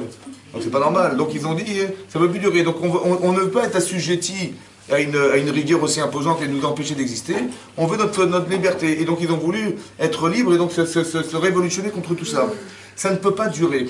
Donc tu peux expliquer de toute façon, tu vas gagner, mais tu vas gagner sur du court terme. Mais sur du long terme, tu vas perdre parce qu'un jour tu risques de tout perdre. Qu'est-ce qui reste de l'Irak? Zéro. Ça va? Pourquoi? Parce qu'à un moment donné, ça craque. C'est comme ça. Voilà. Maintenant, ça, c'est une logique. Il n'y a pas de rachat dans la vie. Il y a des gens qui ne comprennent pas des choses et qui n'acceptent pas des choses. Donc quand tu changes la conception, tu changes la personne. Donc Abraham, il a dit, écoute-moi bien. Avec 10 personnes, je peux changer cet endroit. Laisse-moi le temps d'y arriver. Il n'y avait pas 10. C'est pour ça qu'Hachem il a pas fait que. Mais Hachem il a voulu nous faire comprendre une chose très importante. C'est que tu peux changer les mentalités avec une capacité à influencer les autres. Tu vois là, tu les vois rachats, mais si tu leur expliques autrement, que ça peut se vivre autrement, que la relation à l'autre elle est différente, tout à coup, des rachats, tu en fais des tzadikim. Parce qu'il n'y a pas de rachat. Le rachat, il n'existe pas. C'est quelqu'un qui a décidé d'être un rachat, mais on n'est pas rachat de nature, de naissance. Tu as des pouvoirs, tu as des forces, tu as des rachats, qu'est-ce que tu fais avec? Bah, tu peux être un tzaddik avec, tu peux être un rachat avec. Et ça, il a décidé de faire de son pouvoir un rachat. Vous avez compris? Au lieu de se faire violence, comme son père, il faisait toujours l'introspection. Bah lui, il utilise cette force dans la violence extérieure, il a tué les gens, il va là. Et c'est-à-dire qu'on hérite de quelque chose, mais qu'est-ce que tu fais de toi? Tu peux faire de toi un tzaddik, tu peux faire de toi un rachat. C'est comme Shmuel Hanavi lorsqu'il a vu David Ameler, il était roux. Il a dit, mais je ne vais pas oindre un sanguinaire. Et Hachem, il a dit, non, non, tu peux le oindre parce que tout ce qu'il va décider de faire, il va le faire avec l'accord du Sanhedrin. Ça veut dire que David Ameler, c'est un violent. Il va faire des guerres, mais il va faire les Shem Shamaim. C'est-à-dire que tu peux utiliser ce potentiel, non pas dans le mal, mais dans le bien. Donc on ne peut pas juger les gens selon ce qu'ils sont. Parce que qu'est-ce qu'ils vont faire d'eux, ça c'est pas ton problème. Mais encore une fois, il n'existe pas de rachat. Donc pour expliquer ça, pour vous dire que c'est simplement que quand vous allez, comment vous dire, que quelqu'un il peut être honnête dans sa tête, mais malheureusement cette honnêteté il l'oriente dans le mal. Je ne t'ai pas appris la Torah pour te séparer des gens. Et Abraham il ne peut pas dire ah ils sont des rachats qui restent dans leur coin. Non, j'ai la capacité je suis dans l'empathie de voir la souffrance occasionnée par le fait qu'ils soient rachats. Ça me dérange, ça m'embête. Alors je vais essayer de faire en sorte que je vais peut-être rentrer dans leur tête, leur façon de penser, et je vais peut-être leur montrer qu'on peut vivre autrement. Et cette façon de vivre autrement, on va les arranger, on va arranger le monde de cette manière. Je t'ai pas appris la Torah pour te séparer des gens, je t'ai appris la Torah pour te rattacher aux gens. Comprendre le manque qui est chez les autres et qu'est-ce que tu peux faire. Au lieu d'avoir de la peine pour eux, tu as envie de t'en débarrasser. C'est pas normal, ça c'est la réaction de l'enfant. Mais l'adulte c'est l'inverse. Vous avez compris? L'adulte c'est l'inverse. Ça veut dire que, au lieu de dire mon frère me dérange, peut-être que tu devrais dire mais qu'est-ce qu'il a de spécial qui pourrait faire que cette différence on pourrait l'associer et notre association pourrait faire de nous des gens plus forts. Plutôt que de se séparer de la différence, pourquoi tu ne veux pas associer la différence? Cette lecture-là, c'est la lecture qu'on doit avoir. Ça veut dire que pour éliminer la haine, il faut être capable de comprendre qu'est-ce que l'autre il peut avoir comme apport chez moi et il peut m'apporter quelque chose. Un petit peu comme quand Hachem dit à Caïn, Im tetiv seet, si tu t'améliores, je te pardonnerai. Veim lo tetiv, et si tu ne t'améliores pas, la pétach chatat roves. La pétach à la porte, chatat la faute, elle se t'habille. La porte de ton cœur. Si tu as un problème avec ton frère, tu vas voir que les circonstances, que si tu ne les corriges pas, tu vas arriver devant une situation où tu vas le tuer. C'est comme ça. C'est devant la porte. Il suffit que tu trouves en face de lui que tu vas agir de cette manière. Mais là, c'est quoi? Si tu t'améliores, je te pardonne. C'est quoi s'améliorer? Si tu t'améliores, je te pardonne. Mais il fallait faire quoi? Il n'a pas dit quoi faire. Après, il lui dit comme ça. Il est où Evel Achicha? Il dit moi, il y a Dati, je ne sais pas. Hashomer Achianochi, est-ce que je suis le gardien de mon frère? Hachem, il savait où il était ou pas? C'est quoi la question d'Hachem? Il est où Evel Achicha? Il est où Evel Achicha? Ben Evel c'est Achicha, et Achicha c'est Evel. Ah, il est où Evel Achicha? Il est où Evel? Ou il est où Achicha? C'est quoi Evel Achicha? En fait, il est dit comme ça. Il est où Evel chez toi? Ça veut dire comme ça. C'est quoi s'améliorer? C'est comme ça. En fait, ton frère est différent de toi. Il s'appelle Evel. Donc s'il s'appelle Evel, c'est qu'il a forcément un nom. Et c'est forcément quelque chose qui est différent de toi, puisqu'il s'appelle Evel. C'est quoi? Est-ce que tu as su définir sa différence? Est-ce que tu as su définir son nom? Ça veut dire qu'est-ce qui va marquer la différence et auquel on va donner un nom qui s'appelle Evel. Tu sais déterminer sa différence, tu sais déterminer ses avantages, tu sais déterminer ce qui fait de lui un être particulier, tu sais voir ça? Mais si tu l'avais vu, au lieu de le tuer, de l'éliminer, peut-être que tu aurais pu apprendre de ça quelque chose. Tu aurais pu t'associer à ces différences et grandir grâce à la différence. Enrichir notre relation et pas détruire notre relation. Ça c'est Evel. Ok, t'es pas psychologue. Mais Achicha, elle est où la fraternité chez toi? Elle est où la fraternité chez toi? Au moins si tu avais développé ce sentiment d'être frère, c'est ça, imtétif, tu t'améliores. S'améliorer, c'est de comprendre la différence qui existe entre moi et mon frère, de voir la différence et de voir la nuance qui existe et la richesse qui est chez l'autre, et plutôt que de détruire cette richesse, parce qu'elle me dérange, elle me fait de l'ombre, pourquoi tu ne veux pas t'associer à cette richesse? Toi, tu t'appelles Caïn, tu t'appelles Evel, à deux, on sera toujours plus fort que d'être seul. Eh ben non, toi, tu préfères éliminer ce qui te dérange. Vous avez compris? Ça c'est. Mais même si tu n'es pas capable de voir cette différence dans la richesse, mais il est ach, c'est ton frère. Donc quand tu élimines l'autre, tu élimines ton frère. Pourquoi cette notion de fraternité ne t'a pas suffi à t'empêcher de l'éliminer? Pourquoi? Vous avez compris? C'est ça, s'améliorer. S'améliorer, c'est développer des valeurs. S'améliorer, c'est devoir comprendre que quand on est deux, on est toujours plus fort que d'être seul. Et cette différence-là va enrichir notre situation. C'est ça, ici qu'on voulait nous apprendre. Vous avez compris? C'est ça qu'on voudrait nous dire quelque part en disant que le chinour d'un père, c'est d'expliquer à ses enfants que la différence, si la différence dérange, j'ai pas le droit de la créer. il faut que je l'explique pour qu'elle soit acceptée, à la mesure de ce que l'enfant peut comprendre, parce que je me mets dans la peau de l'enfant. Comme si on nous demandait d'être des enfants quelque part. Comme si on devait rentrer dans la logique de l'enfant, et dans l'enfant en particulier, ça veut dire dans la logique de mon enfant, du sentiment qu'il a. Et sa lecture, elle m'intéresse parce que j'ai peur de faire des différences et de faire des nuances. Et que je ne vais réfléchir que comme un adulte et comme moi je pense, et je ne vais pas réfléchir dans le sens de ce que mon enfant peut ressentir. Et je dois rentrer dans cette problématique, et je dois rentrer dans cette capacité à pouvoir gérer les émotions d'un enfant et la logique de l'enfant. Parce que c'est comme ça que lui voit, et c'est comme ça que je dois voir. Et pas me cloîtrer dans ce que je crois, parce que moi je sais ce que je fais, et bien l'enfant qui subira, il subira, quand il grandira, il comprendra ce que j'ai fait. Ça va très loin, ça va très loin. Pourquoi ça va très loin? Oui. Mais l'enfant, il le fait automatiquement, puisque l'aîné régresse pour essayer de se mettre au même niveau que le petit. Ben là, manifestement non, puisqu'ils veulent éliminer leur frère. Ils veulent le vendre. La haine gratuite. Comment? Ah, dans la vie de couple de haie. Plus tard, il va se responsabiliser. Mais il y a des âges où quand les parents font des différences qui sont insupportables pour celui qui le subit, quand les enfants voient que leur papa il préfère un enfant qu'un autre, on ne se rend pas compte, mais que le fait d'être ignoré, ça tue les gens, ça. L'ignorance. Par exemple, vous êtes dans la rue, vous avez rencontré une copine d'il y a 20 ans, ou un copain d'il y a 20 ans. Et vous l'appelez par son prénom dans la rue, vous courez derrière et vous criez son prénom. Bon, qu'est-ce qu'il fait votre copine ou votre copain? Eh bien, il rentre dans sa voiture, il vous voit dans le rétroviseur, vous avez vu qu'il vous voit, il démarre, il s'en va. Bon, ça fait 20 ans, elle est partie comme ça, il est parti comme ça. Comment vous vous sentez? Comment vous vous sentez? Hein? Vous étiez à 2 mètres de la voiture, et elle démarre en trompe, et elle s'en va comme ça, et vous voit dans le rétroviseur, et soi-disant, vous voyez. Comment vous vous sentez? Hein? Mais qu'est-ce qu'elle vous a dit? Rien. Rien? Pourquoi vous énervez? Hein? C'est la différence. Et vous n'avez rien fait, la pauvre? Vous n'avez rien fait? On a senti un sentiment d'indécence. Vous savez quoi? Vous êtes complètement inexistante pour elle. Ça vous rend malade. Vous avez compris ça? Vous le ressentez ça? Ben l'enfant c'est pareil. Quand papa il embrasse mon petit frère, mon grand frère, et puis il lui apprend la Torah, il dit et nous alors? On est quoi là-dedans? Ben je deviens haineux. C'est incroyable. Parce qu'on m'a rendu inexistant. Je ne vaux rien. Ah, je vaux rien, tu vois ce que je vais faire. Vous avez compris ça? Ça, c'est le sentiment que l'enfant il a. Parce qu'il ne sait pas gérer les émotions, il ne sait pas gérer la différence. Il faut faire très attention à ça. Parce que l'indifférence, ça tue les gens. Ça va? En couple, c'est pareil. En tout, c'est pareil. C'est quand tu as l'indifférence, c'est-à-dire que j'ai comme si je n'existais pas pour l'autre. Mais ça, c'est grave. Fais attention à ça.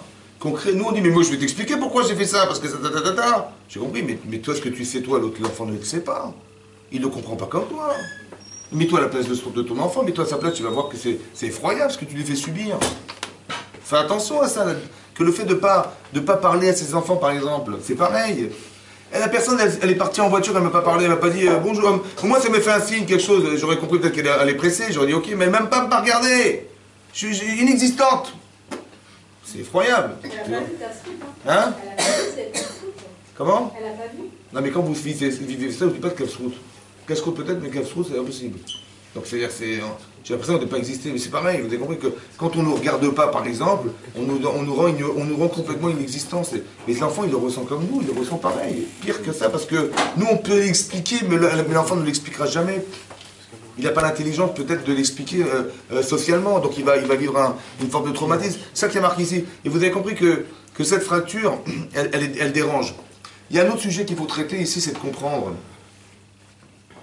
Pourquoi si Yosef est tellement exceptionnel, il est très intelligent, il est brillant, il a un charisme exceptionnel, pourquoi la réaction de l'enfant n'a pas été une réaction de fierté de son frère, plutôt que de haine de son frère? Au lieu de dire, oh, on a un frère exceptionnel, Baruch Hashem, il apprend la Torah avec mon père, avec quelle intelligence, et papa il offre des cadeaux pour montrer la différence, que c'est lui. Le Midrash explique qu'il a fait ce cadeau pour montrer qu'il était le Bechor, que finalement c'est lui le Bechor. Oui, ça a été mal perçu. Mais pourquoi on est dans un terrain de haine, oui, et pas dans un terrain de fierté? Parce que Yehuda, il se prend pour le roi. Pourquoi tous les frères, unanimement, ils ont dit, on va le tuer? Après, bon, Yehuda dit, donc on va pas le tuer quand même, on va le vendre, etc., etc. Mais pourquoi on est dans cette lecture de haine, et pas dans une lecture, parce que c'est pas des enfants, il faut bien comprendre que Jacob est venu, il avait des enfants exceptionnels, d'accord? Pourquoi on est dans un terrain de haine, qui va faire qu'on va raisonner avec le fait de se débarrasser de l'autre et pas de dire bah, on a un frère exceptionnel, bah, au Hachem, bah, tiens, on va apprendre de lui, je sais pas. Papa, il fait de telles différences qu'il a montré par là que j'avais un frère particulièrement exceptionnel. Pourquoi ne pas profiter de la différence? On est dans un terrain de haine. On est en train de s'ensevelir dans quelque chose qui va nous détruire. La réaction, vous avez compris que cette réaction n'est pas consciente. Ce qui est marqué dans la Torah n'est pas conscient. On dit la haine, la jalousie, machin. Vous avez vu que dans la Torah, c'est marqué dans la Torah qu'ils avaient été jaloux, étaient haineux. Mais en vérité, qu'est-ce qu'ils ont dit eux? Ils ont dit, mais Yosef, il se prend pour le roi d'Israël. Qu'est-ce qu'on fait? Ils ont dit, Imloch Alep Imloch Banu, ça veut dire qu'ils aient pris pour le roi d'Israël. Le roi d'Israël, c'est Yehuda. Donc il est en train de faire quoi? Eh bien, il y aura Yehuda, il y aura Yosef. C'est-à-dire qu'il va casser carrément la royauté de Yehuda, il va casser la famille de Yaakov Avinu. Il va faire un schisme dans la famille, c'est pas possible. Donc qu'est-ce qu'on fait? Alors il y a deux choix. Soit on laisse faire, et donc il y aura ce schisme, soit on l'élimine, et au moins avec ce qui restera, on fera quelque chose de bien. Vous avez compris? Mais la Torah, mais ça c'est ce qui est marqué dans le Midrash Rabbah. Mais pourquoi le Midrash Rabbah nous donne une raison qui est une raison halachique, alors que dans la Torah c'est marqué la haine et la jalousie? Parce que vous avez compris que quelquefois vous allez trancher une halakha qui va s'habiller dans une soi-disant malchoute, etc., rebelle ben malchoute, ouais, il se rebelle contre la Torah, mais en vérité c'est une manière d'intellectualiser un sentiment. J'ai trouvé une halakha qui correspond à ce que je vais faire de me débarrasser de mon frère. Mais inconsciemment, j'ai cette attitude. Vous savez pourquoi? Parce que plus on est intelligent, plus on peut justifier intellectuellement un sentiment qui va se traduire comme voilà, je me suis débarrassé et j'ai habillé cette halakha avec mon red malchout. Alors qu'en vérité, au fond, j'ai un problème avec mon frère. C'est la haine et la jalousie. Vous avez compris ça? Ça veut dire qu'il y a une notion psychologique très forte derrière qui va animer chez moi un désir intellectuel, qui est de traduire ça intellectuellement, parce que sinon je suis un rachat. Je ne peux pas être un rachat. Donc je vais l'intellectualiser en disant j'ai trouvé la solution. La solution, c'est qu'il est Mored Bemalchout. Et c'est comme ça qu'on va se débarrasser de Yosef. Mais ce que je vais réussir à faire, c'est ça. Et c'est pour ça que Yosef, il va trouver un stratagème extraordinaire. Il va garder Binyamin. Et il va dire à son frère, voilà, je te garde Binyamin. Bon, Yehuda, il s'est porté garant de Binyamin. Il a dit, mais écoute-moi bien.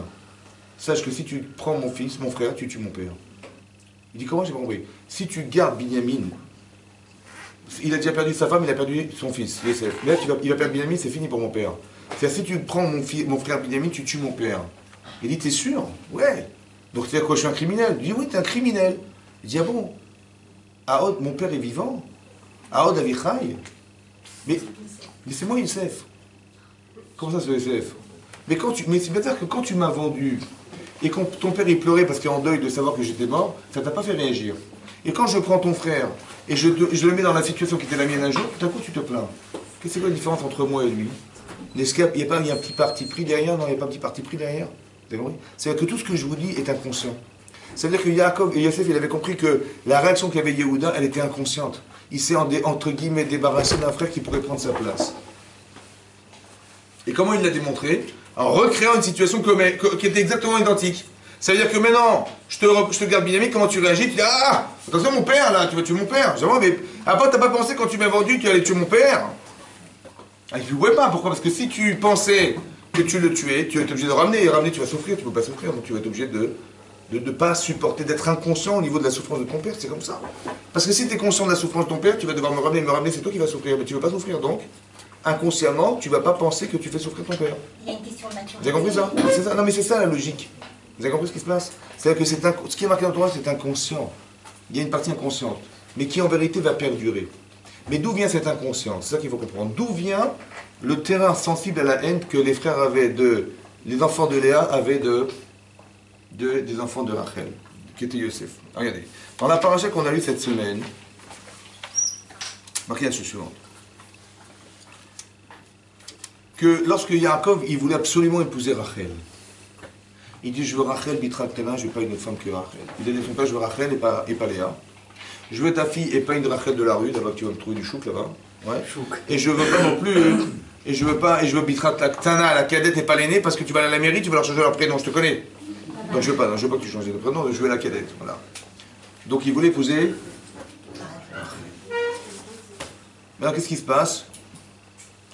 Son beau-père, il met Léa sous la choupa, bon, on connaît l'histoire. Finalement, il va épouser les deux.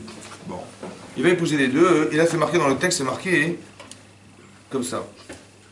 Vayave Gam et Rachel, donc il a été avec Rachel. Vayehav Gam et Rachel Miléa. Il aimait Rachel plus que Léa. Vayavod Imot Sheva Shanim Acherot. Et donc il a travaillé 7 ans supplémentaires pour elle. Mais il aimait Rachel, c'est vrai, mais plus que Léa. C'est-à-dire qu'il aimait Léa. Mais Rachel plus que Léa. Il aimait Léa. C'est marqué Vayar Hashem. Il a vu Hashem qui se noue à Léa. Il a vu Hashem qui était haï Léa. Vaïftar et Rachma et Rachel Akara. Il a ouvert la matrice de Léa, et comment elle s'appelle? Et Léa, elle est restée stérile. Ça veut dire quoi? Et Rachel, elle est restée. Ça veut dire quoi, Vaïftar? Ça veut dire qu'il a ouvert, donc c'était. Donc elle était stérile ou pas? Elle était stérile ou pas? Vaïftar et Rachma et Rachel. Donc c'est-à-dire qu'elle était stérile, mais il a ouvert sa matrice. Hachem, il a ouvert la matrice, pourquoi faire? Pourquoi faire? Pourquoi faire? Mais c'est marrant que Yaakov, il aimait plus Rachel que Léa. Mais il l'aimait, il a haï sa femme. C'est marrant que Hachem, quand il voit un manque d'amour, il voit de la haine. C'est marrant, ça c'est quoi ce pchat là? Vayar Hachem qui se noie à Léa.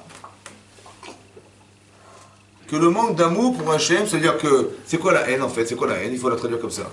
S'il aime plus une femme que l'autre, c'est qu'il a trouvé quelque chose de plus chez l'une. Il a trouvé quelque chose qui l'a dérangé chez l'autre, évidemment. Ce qui l'a dérangé va entraîner un manque d'amour.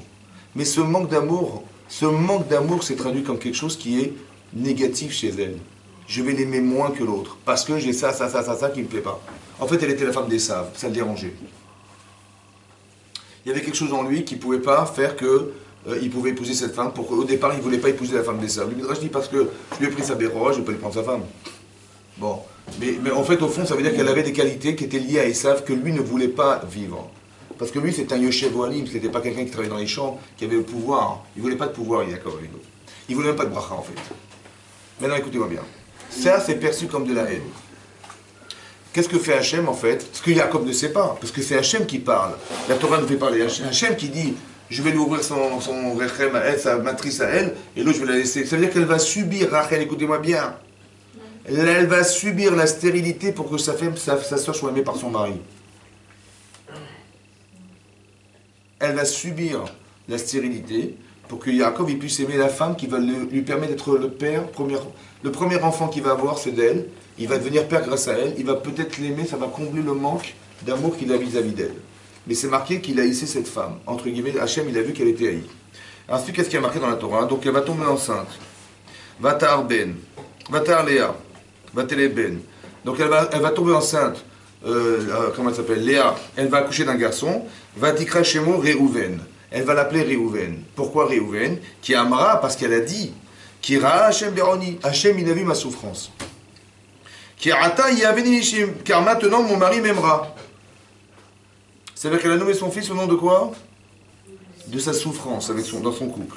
Vatao Vatelet Ben. Elle a accouché, elle a encore tombé enceinte, elle accouche d'un garçon. Vatomer, elle a dit. Kishama Hachem. Il a entendu Hachem qui se noie, que j'étais haï par mon mari. Ouais. Il m'a donné aussi celui-là, Vatikra Shemo Shimon.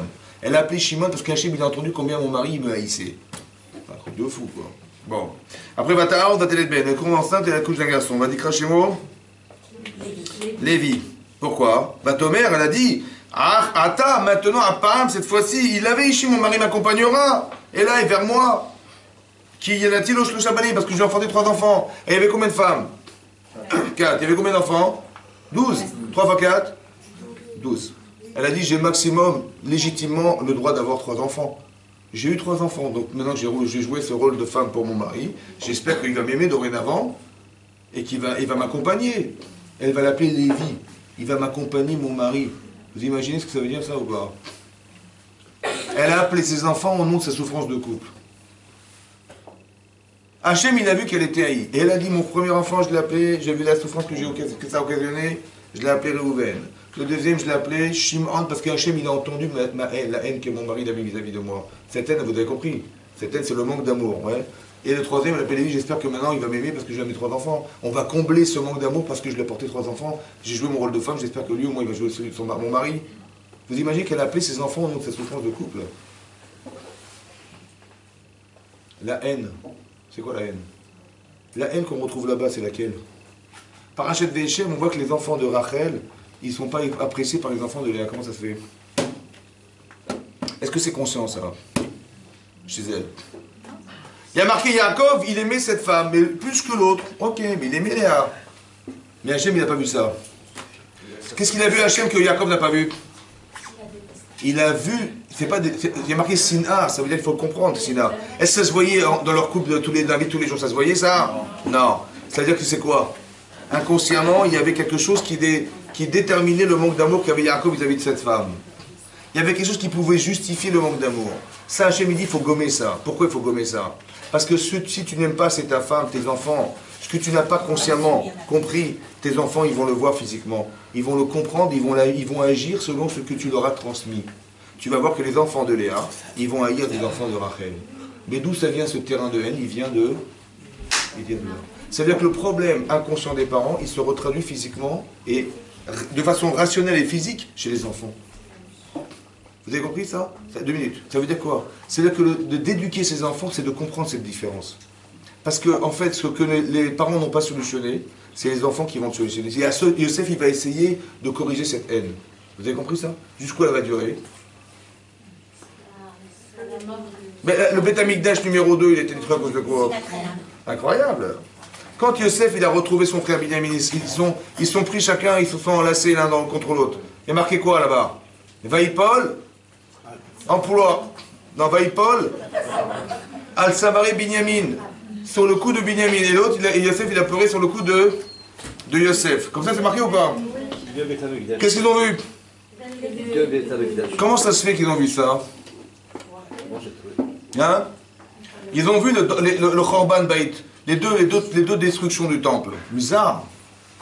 Et ils ont vu ce qui est le Mishkan Shiloh qui était détruit, qui était sur le territoire de Yosef. Le Beth Amikdash était sur quel territoire de Binyamin, Chazak ou Baruch. Et ils ont vu la destruction des deux temples. Et qu'est-ce que ça a à voir avec la rencontre? Ils se sont retrouvés, Baruch Hashem, ils pleurent de se retrouver ou pas? Non, ils pleurent de la destruction du temple. Tout à coup, ils ont une prophétie. Pourquoi ils ont une histoire? Pourquoi? Parce que Yosef, qu'est-ce qu'il a essayé de faire, à votre avis? Il a essayé de réparer. La quoi? La haine. Jusqu'où ça a duré? Jusqu'où ça a été réparé? Ça a été réparé jusqu'à quand? Jusqu'à la fin du deuxième temps. Après le deuxième temps, c'était terminé. C'est-à-dire qu'il a mis de l'intensité, il a essayé de gommer.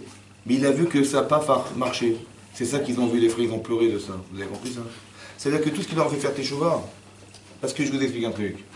Le clan Israël, l'embryon, c'est eux. L'embryon du clan Israël, le l'ovule, le sperme, c'est eux. Ça va? Mais non, si je fais une moindre... Si vous prenez, je sais pas moi, un pépin de pomme, et vous plantez au sol, il va devenir un arbre, il va durer 300 ans. Il va y avoir des centaines de milliers de pommes qui vont pousser de cet arbre. D'un petit pépin, voilà tout ce qui a poussé. Embryonnaire. Si vous prenez ce pépin de pomme et vous faites un micron de milliard de millimètres. Bon, ça se voit pas, ça se voit à peine, il faut un microscope pour le voir. Et vous plantez à la terre, ce pépin, comment il va pousser l'arbre? Vous avez compris ou pas?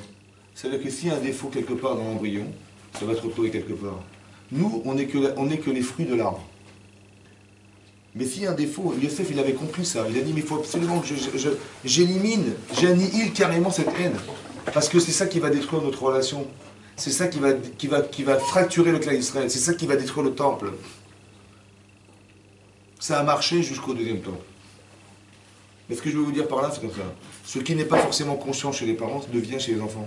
Et ce terrain sensible à la haine, en fait, la différence, elle se traduit au départ parce que, est-ce qu'on a été un couple aimant ou pas? C'est que, ce qui est marqué dans ce que je vous ai ramené dans la paracha de Bereshit, que Tsahar Gidul Banim, qui est la conséquence de la faute de Chava et de Adam, c'est qu'on va retrouver cette problématique chez nos enfants. Comme si on faisait irriter ce qu'on était à nos enfants, et que tu as deux façons de faire. Soit tu te travailles, soit tu vas éduquer tes enfants en corrigeant leurs problèmes, et en corrigeant leurs problèmes, tu vas corriger le tien. Parce que tu peux être indifférent à ta problématique de femme ou d'homme, mais est-ce que tu peux être indifférent à la problématique de tes enfants? Tu ne peux pas. Et bien c'est un système, la famille est un système organisé, pour faire que quand tu vas t'occuper de tes enfants, tu vas aussi indirectement t'occuper de toi. Comment? J'ai compris, mais ça veut dire que le problème, encore une fois, on est victime d'une différence. Et la réaction physique et mentale de la différence, c'est d'éliminer logiquement ce qui me dérange. Vous avez compris? C'est ça, d'éliminer ce qui nous dérange. Alors qu'on est on devrait transformer ce qui nous dérange, et là on est dans l'élimination de ce qui nous dérange. C'est-à-dire que le problème en fait du chinour, que peut-être quelque part, c'est d'expliquer que, soit par empathie, je vais changer ma façon de fonctionner, comme Chava, elle va fonctionner différemment parce qu'elle va accoucher dans la douleur, ça va lui transformer sa vie, elle va être une autre femme. Pas dans la préoccupation de vivre son intérêt à elle, mais de vivre l'intérêt des autres. Et là, j'accepte de s'ouvrir pour faire vivre. Soit je vais éduquer mes enfants, je vais aussi, comment dire, me priver de ma liberté personnelle pour m'occuper des autres. Mais c'est ça qui est Mechaper Avon. C'est ça qui va expier mes fautes. C'est que je vais devenir une autre femme ou un autre homme, dès l'instant où je vais faire abstraction de moi pour. Tout à coup, ma vision des choses va changer. Comme c'est que ma façon de concevoir ma vie allait changer dès l'instant où j'avais des enfants. C'est très important de comprendre ce système-là. Pourquoi? Parce qu'il y a le système enfant et le système parent. Le système enfant, quand la Torah dit que tu vas te marier, il y a Azov, Aviv et Imo, abandonne ton père et ta mère, Vedavak, Beishto et Kolto à ta femme. Ça veut dire quoi d'abandonner ses parents? C'est quoi d'abandonner ses parents? Il y a Azov, Aviv et Imo, abandonne ton père et ta mère et occupe-toi et colle-toi à ta femme. Ça veut dire quoi l'idée? C'est quoi d'Azov? C'est comme ça. En fait, il y a deux systèmes. Il y a le système parental et le système marital. Écoutez bien. Quand on est un jeune homme ou une jeune fille, on vit en famille. Ça va? Ok. Et bien quand j'arrive chez moi, il faut que la table soit faite. Mon père il m'amène à l'école, il me paye mes affaires scolaires, il me paye machin. Ouais. J'ai des manques, ouais, mais ils sont comblés par mes parents, parce que quand ça va pas, je le fais savoir. Et c'est comme ça, ça va? J'ai besoin d'argent de poche, papa, et voilà, j'ai besoin de ça, j'ai besoin de ça. Donc moi, qu'est-ce que je fais? Je subis, en fait, je suis là et j'attends qu'on me comble mes manques. Voilà. Et bien quand je suis pas marié, tant que je suis pas marié, on s'occupe de moi. La Torah dit ce système-là, il faut oser. Abandonne. Pourquoi? Parce que le désir de se marier, c'est un besoin. C'est un besoin. Comme tu as envie de manger, tu as envie de boire, tu as envie de dormir, tu as envie de prendre des vacances, tu as envie de faire un tour, de te promener, tu as envie, pas envie. Bon, quand tu as envie, qu'est-ce que tu fais? Tu as envie, tu comptes tes besoins. Tu as faim, tu manges. Et quand tu as bien mangé, tu n'as plus faim. Quand tu as soif, tu bois un petit verre de... Tu vois quoi? Tu as assumé ta soif. Quand tu as envie, tu as un petit manque de sommeil, tu as envie de dormir, tu vas t'allonger, tu dors. Mais quand tu as dormi, quand tu as mangé, tu n'as plus faim. Oui, non? Bon, quand tu as envie de te marier, tu as trouvé ton épouse ou tu as trouvé ton mari, mais tu n'as plus faim. Oui, non? Bon, quand il reste des choses dans ton assiette, qu'est-ce que tu fais avec? Soit tu les gardes au frigidaire, soit tu les mets à la poubelle. Bon, mais qu'est-ce que tu fais de ton mari maintenant? T'es marié maintenant, il te reste dans ton assiette. Qu'est-ce que tu fais de ta femme? T'es marié maintenant. T'as plus besoin d'elle. Tout ce que t'espérais avoir, tu l'as eu. Au Hachem. Donc t'as plus faim. Au Hachem, t'as plus faim. Donc qu'est-ce que tu fais avec elle? Là, on se regarde, j'ai plus faim. Bon, mais j'ai encore faim parce que j'ai pas d'enfants. Alors bon, tu auras des enfants, donc t'as faim d'avoir des enfants. T'as eu des enfants. T'as eu des enfants, alors t'as plus faim. T'avais envie d'avoir des enfants, t'avais envie, comme t'avais envie de manger, t'avais envie d'avoir des enfants. T'as eu des enfants, alors qu'est-ce que tu fais maintenant? Un deuxième. T'as eu un deuxième. Après, qu'est-ce que tu fais avec? À quoi te sert ta femme? Bon. À quoi te sert ton mari? T'as plus faim. C'est bon, il y a un désamour qui va s'organiser. Pourquoi? Parce que j'ai plus envie. Alors comment on fait maintenant? Plus envie. Vous avez compris? Azov, ne crois pas que l'autre il est là pour combler tes manques. Ça c'était quand tu étais un jeune homme ou un enfant. Mais maintenant que tu es marié, c'est quoi le chat? C'est comme ça. C'est d'inverser les choses. Qu'est-ce que je vais faire pour l'autre? Où est-ce qu'ils sont les manques de l'autre pour que ma vie elle ait un sens pour l'autre? Vous comprenez ce que ça veut dire? C'est l'inverse. Azov, oublie ce système-là parental. Va te coller à ta femme ou ton mari, ça veut dire quoi l'idée? C'est de comprendre que dorénavant, c'est pas mes manques que je recherche à combler par ma femme ou mon mari, c'est les manques de mon mari que je vais essayer de combler chez lui. Ou de ma femme que je vais essayer de combler chez lui. Et tous les manques que vous allez découvrir, parce qu'on va se disputer, on va se confronter, on va trouver des textes pour même divorcer. C'est vrai ou pas? Mon mari, il est comme ça, comme ça, comme ça, comme ça. Ma femme, elle est comme ça, comme ça, comme ça. Comment je vais vivre avec elle et comment on ne peut pas vivre ensemble? Il y a tellement de choses qui nous séparent. Je lui dis, mais t'as pas compris, c'est là que démarre ta vie de couple. Parce que tu vois qu'il y a des manques chez elle. T'as compris? Bah oui, tu te plains. Et tu vois qu'il y a des manques chez ton mari, bah oui, tu te plains. Donc c'est là que commence. Qu'est-ce que tu fais maintenant de ta vie pour essayer, par amour pour l'autre, d'essayer d'éliminer ce qui vous sépare? C'est là que ton couple démarre, pas qu'il s'arrête. Parce que quand tu étais célibataire, bah oui, tu espérais que tout marche bien, que ça soit à l'heure, que tu puisses manger à l'heure, que tu as besoin de quelque chose, ça soit comblé sur le champ, c'est comme ça. Donc tu croyais qu'on allait combler tes manques, quoi. Mais c'est pareil, tu sais, il dit, bah attendez, mes manques, j'ai des manques, je suis bourré de manques. À cause de lui. Que je vais faire un boulet pareil. Vous avez compris? Mais non, c'est l'inverse. Est-ce que par amour, arrête, par amour, je vais essayer ou par empathie. C'est comme Abraham, il voit des gens comme ça, il me dit, mais on peut les changer, si on les influence, ils vont changer, c'est pareil, vous avez compris? Comme c'est que le rôle de l'homme et de la femme, c'est d'arriver à corriger nos problèmes. C'est-à-dire qu'au départ, il faut réfléchir comme ça, pour que nos enfants soient cohérents. Il faut qu'on soit équilibrés tous les deux, pour que nos enfants, ils voient des gens équilibrés autour d'eux. Mais si on se gronde toute la journée, on se crie toute la journée, quels exemples on donne à nos enfants? Est-ce que ça donne envie de se marier? Non. Ben non. Mais on ne se rend pas compte, parce que moi je me dispute avec ma femme, moi, je vais lui expliquer comment il faut faire, et il va discuter, on est têtu. Mais qu'est-ce qu'on renvoie comme image? Est-ce que ça donne envie Je vais me marier moi, attendez, pour vivre seul, seul je suis mieux. Bon, Hachem, je... Mais oui, c'est ça qu'on ne se rend même pas compte quand on voit cette image. On donne même pas envie aux autres, vous comprenez ce que... Donc c'est-à-dire peut-être qu'au départ, avant d'éduquer, il faudrait peut-être s'éduquer. Ouais. Ou de comprendre que les systèmes dans lesquels on doit vivre, que l'éducation se passe à l'intérieur. Ça veut dire qu'il faudrait qu'on comprenne que si on est un couple épanoui, parce que l'intérêt, c'est pas de vivre avec l'autre. On n'est pas en train de cohabiter ensemble, on est en train de coexister ensemble. Que j'ai de la peine de voir mon mari comme ça, j'ai de la peine de voir ma femme comme ça. Et je sais que c'est un problème, mais je ne sais pas comment je vais lui expliquer. Alors je vais peut-être, avec des sentiments, avec des paroles, avec de la communication, avec de la pédagogie, avec un sentiment féminin, avec un sentiment masculin que je vais investir en moi, peut-être que je vais commencer à comprendre mon épouse et je vais commencer à comprendre mon mari, et que de cette manière, on va pouvoir se coïncider et trouver les mots justes pour lui dire, tu vois, c'est dommage. Plutôt de dire à son mari, mais t'es nul, parce que moi, si j'existe pas, mais à quoi ça sert de faire la tfila? Tu pries Hachem, tu pries Hachem, à quoi ça sert tout ça? Mais moi, je suis où là-dedans? Ça vaut rien ce que tu fais. Vous savez, en général, bon. Mais si je dis non, tu vois, c'est dommage, t'es super, mais dommage. T'es super, dommage, ces trucs-là. Ah bon, je suis super, ah bon, t'es sûr? Ah bah oui, bien sûr. Mais quand tu me dis, mais je suis nul, est-ce qu'on a envie d'écouter quand on est nul? Est-ce qu'on a envie de faire des efforts quand on est nul? Vous avez compris? On raisonne comme des enfants. En fait, on ne se rend pas compte qu'on veut éliminer l'autre. Ah, tu m'as fait ça, tu vois ce que je vais te faire. Et on élimine l'autre. En fait, on devrait s'éduquer. De la même manière qu'avec mes enfants, je ne vais pas faire ça quand même. Je ne vais pas leur dire que vous êtes des nuls et machin. Non, je vais dire, je ne sais pas comment je fais parce que j'ai envie que mes enfants s'épanouissent. Et je sais qu'il y a un manque chez eux qui manifestement va faire qu'ils ne vont pas savoir s'épanouir avec. Je vais trouver la solution, mais je vais savoir trouver les mots, je vais savoir la bonne formule, comment dire, je vais trouver la bonne manière de lui dire. Parce que si je le gronde toute la journée, il n'aura pas envie de m'écouter. Qui c'est qui est d'accord d'être négligé et de dire oui, elle m'a négligé, elle a raison évidemment.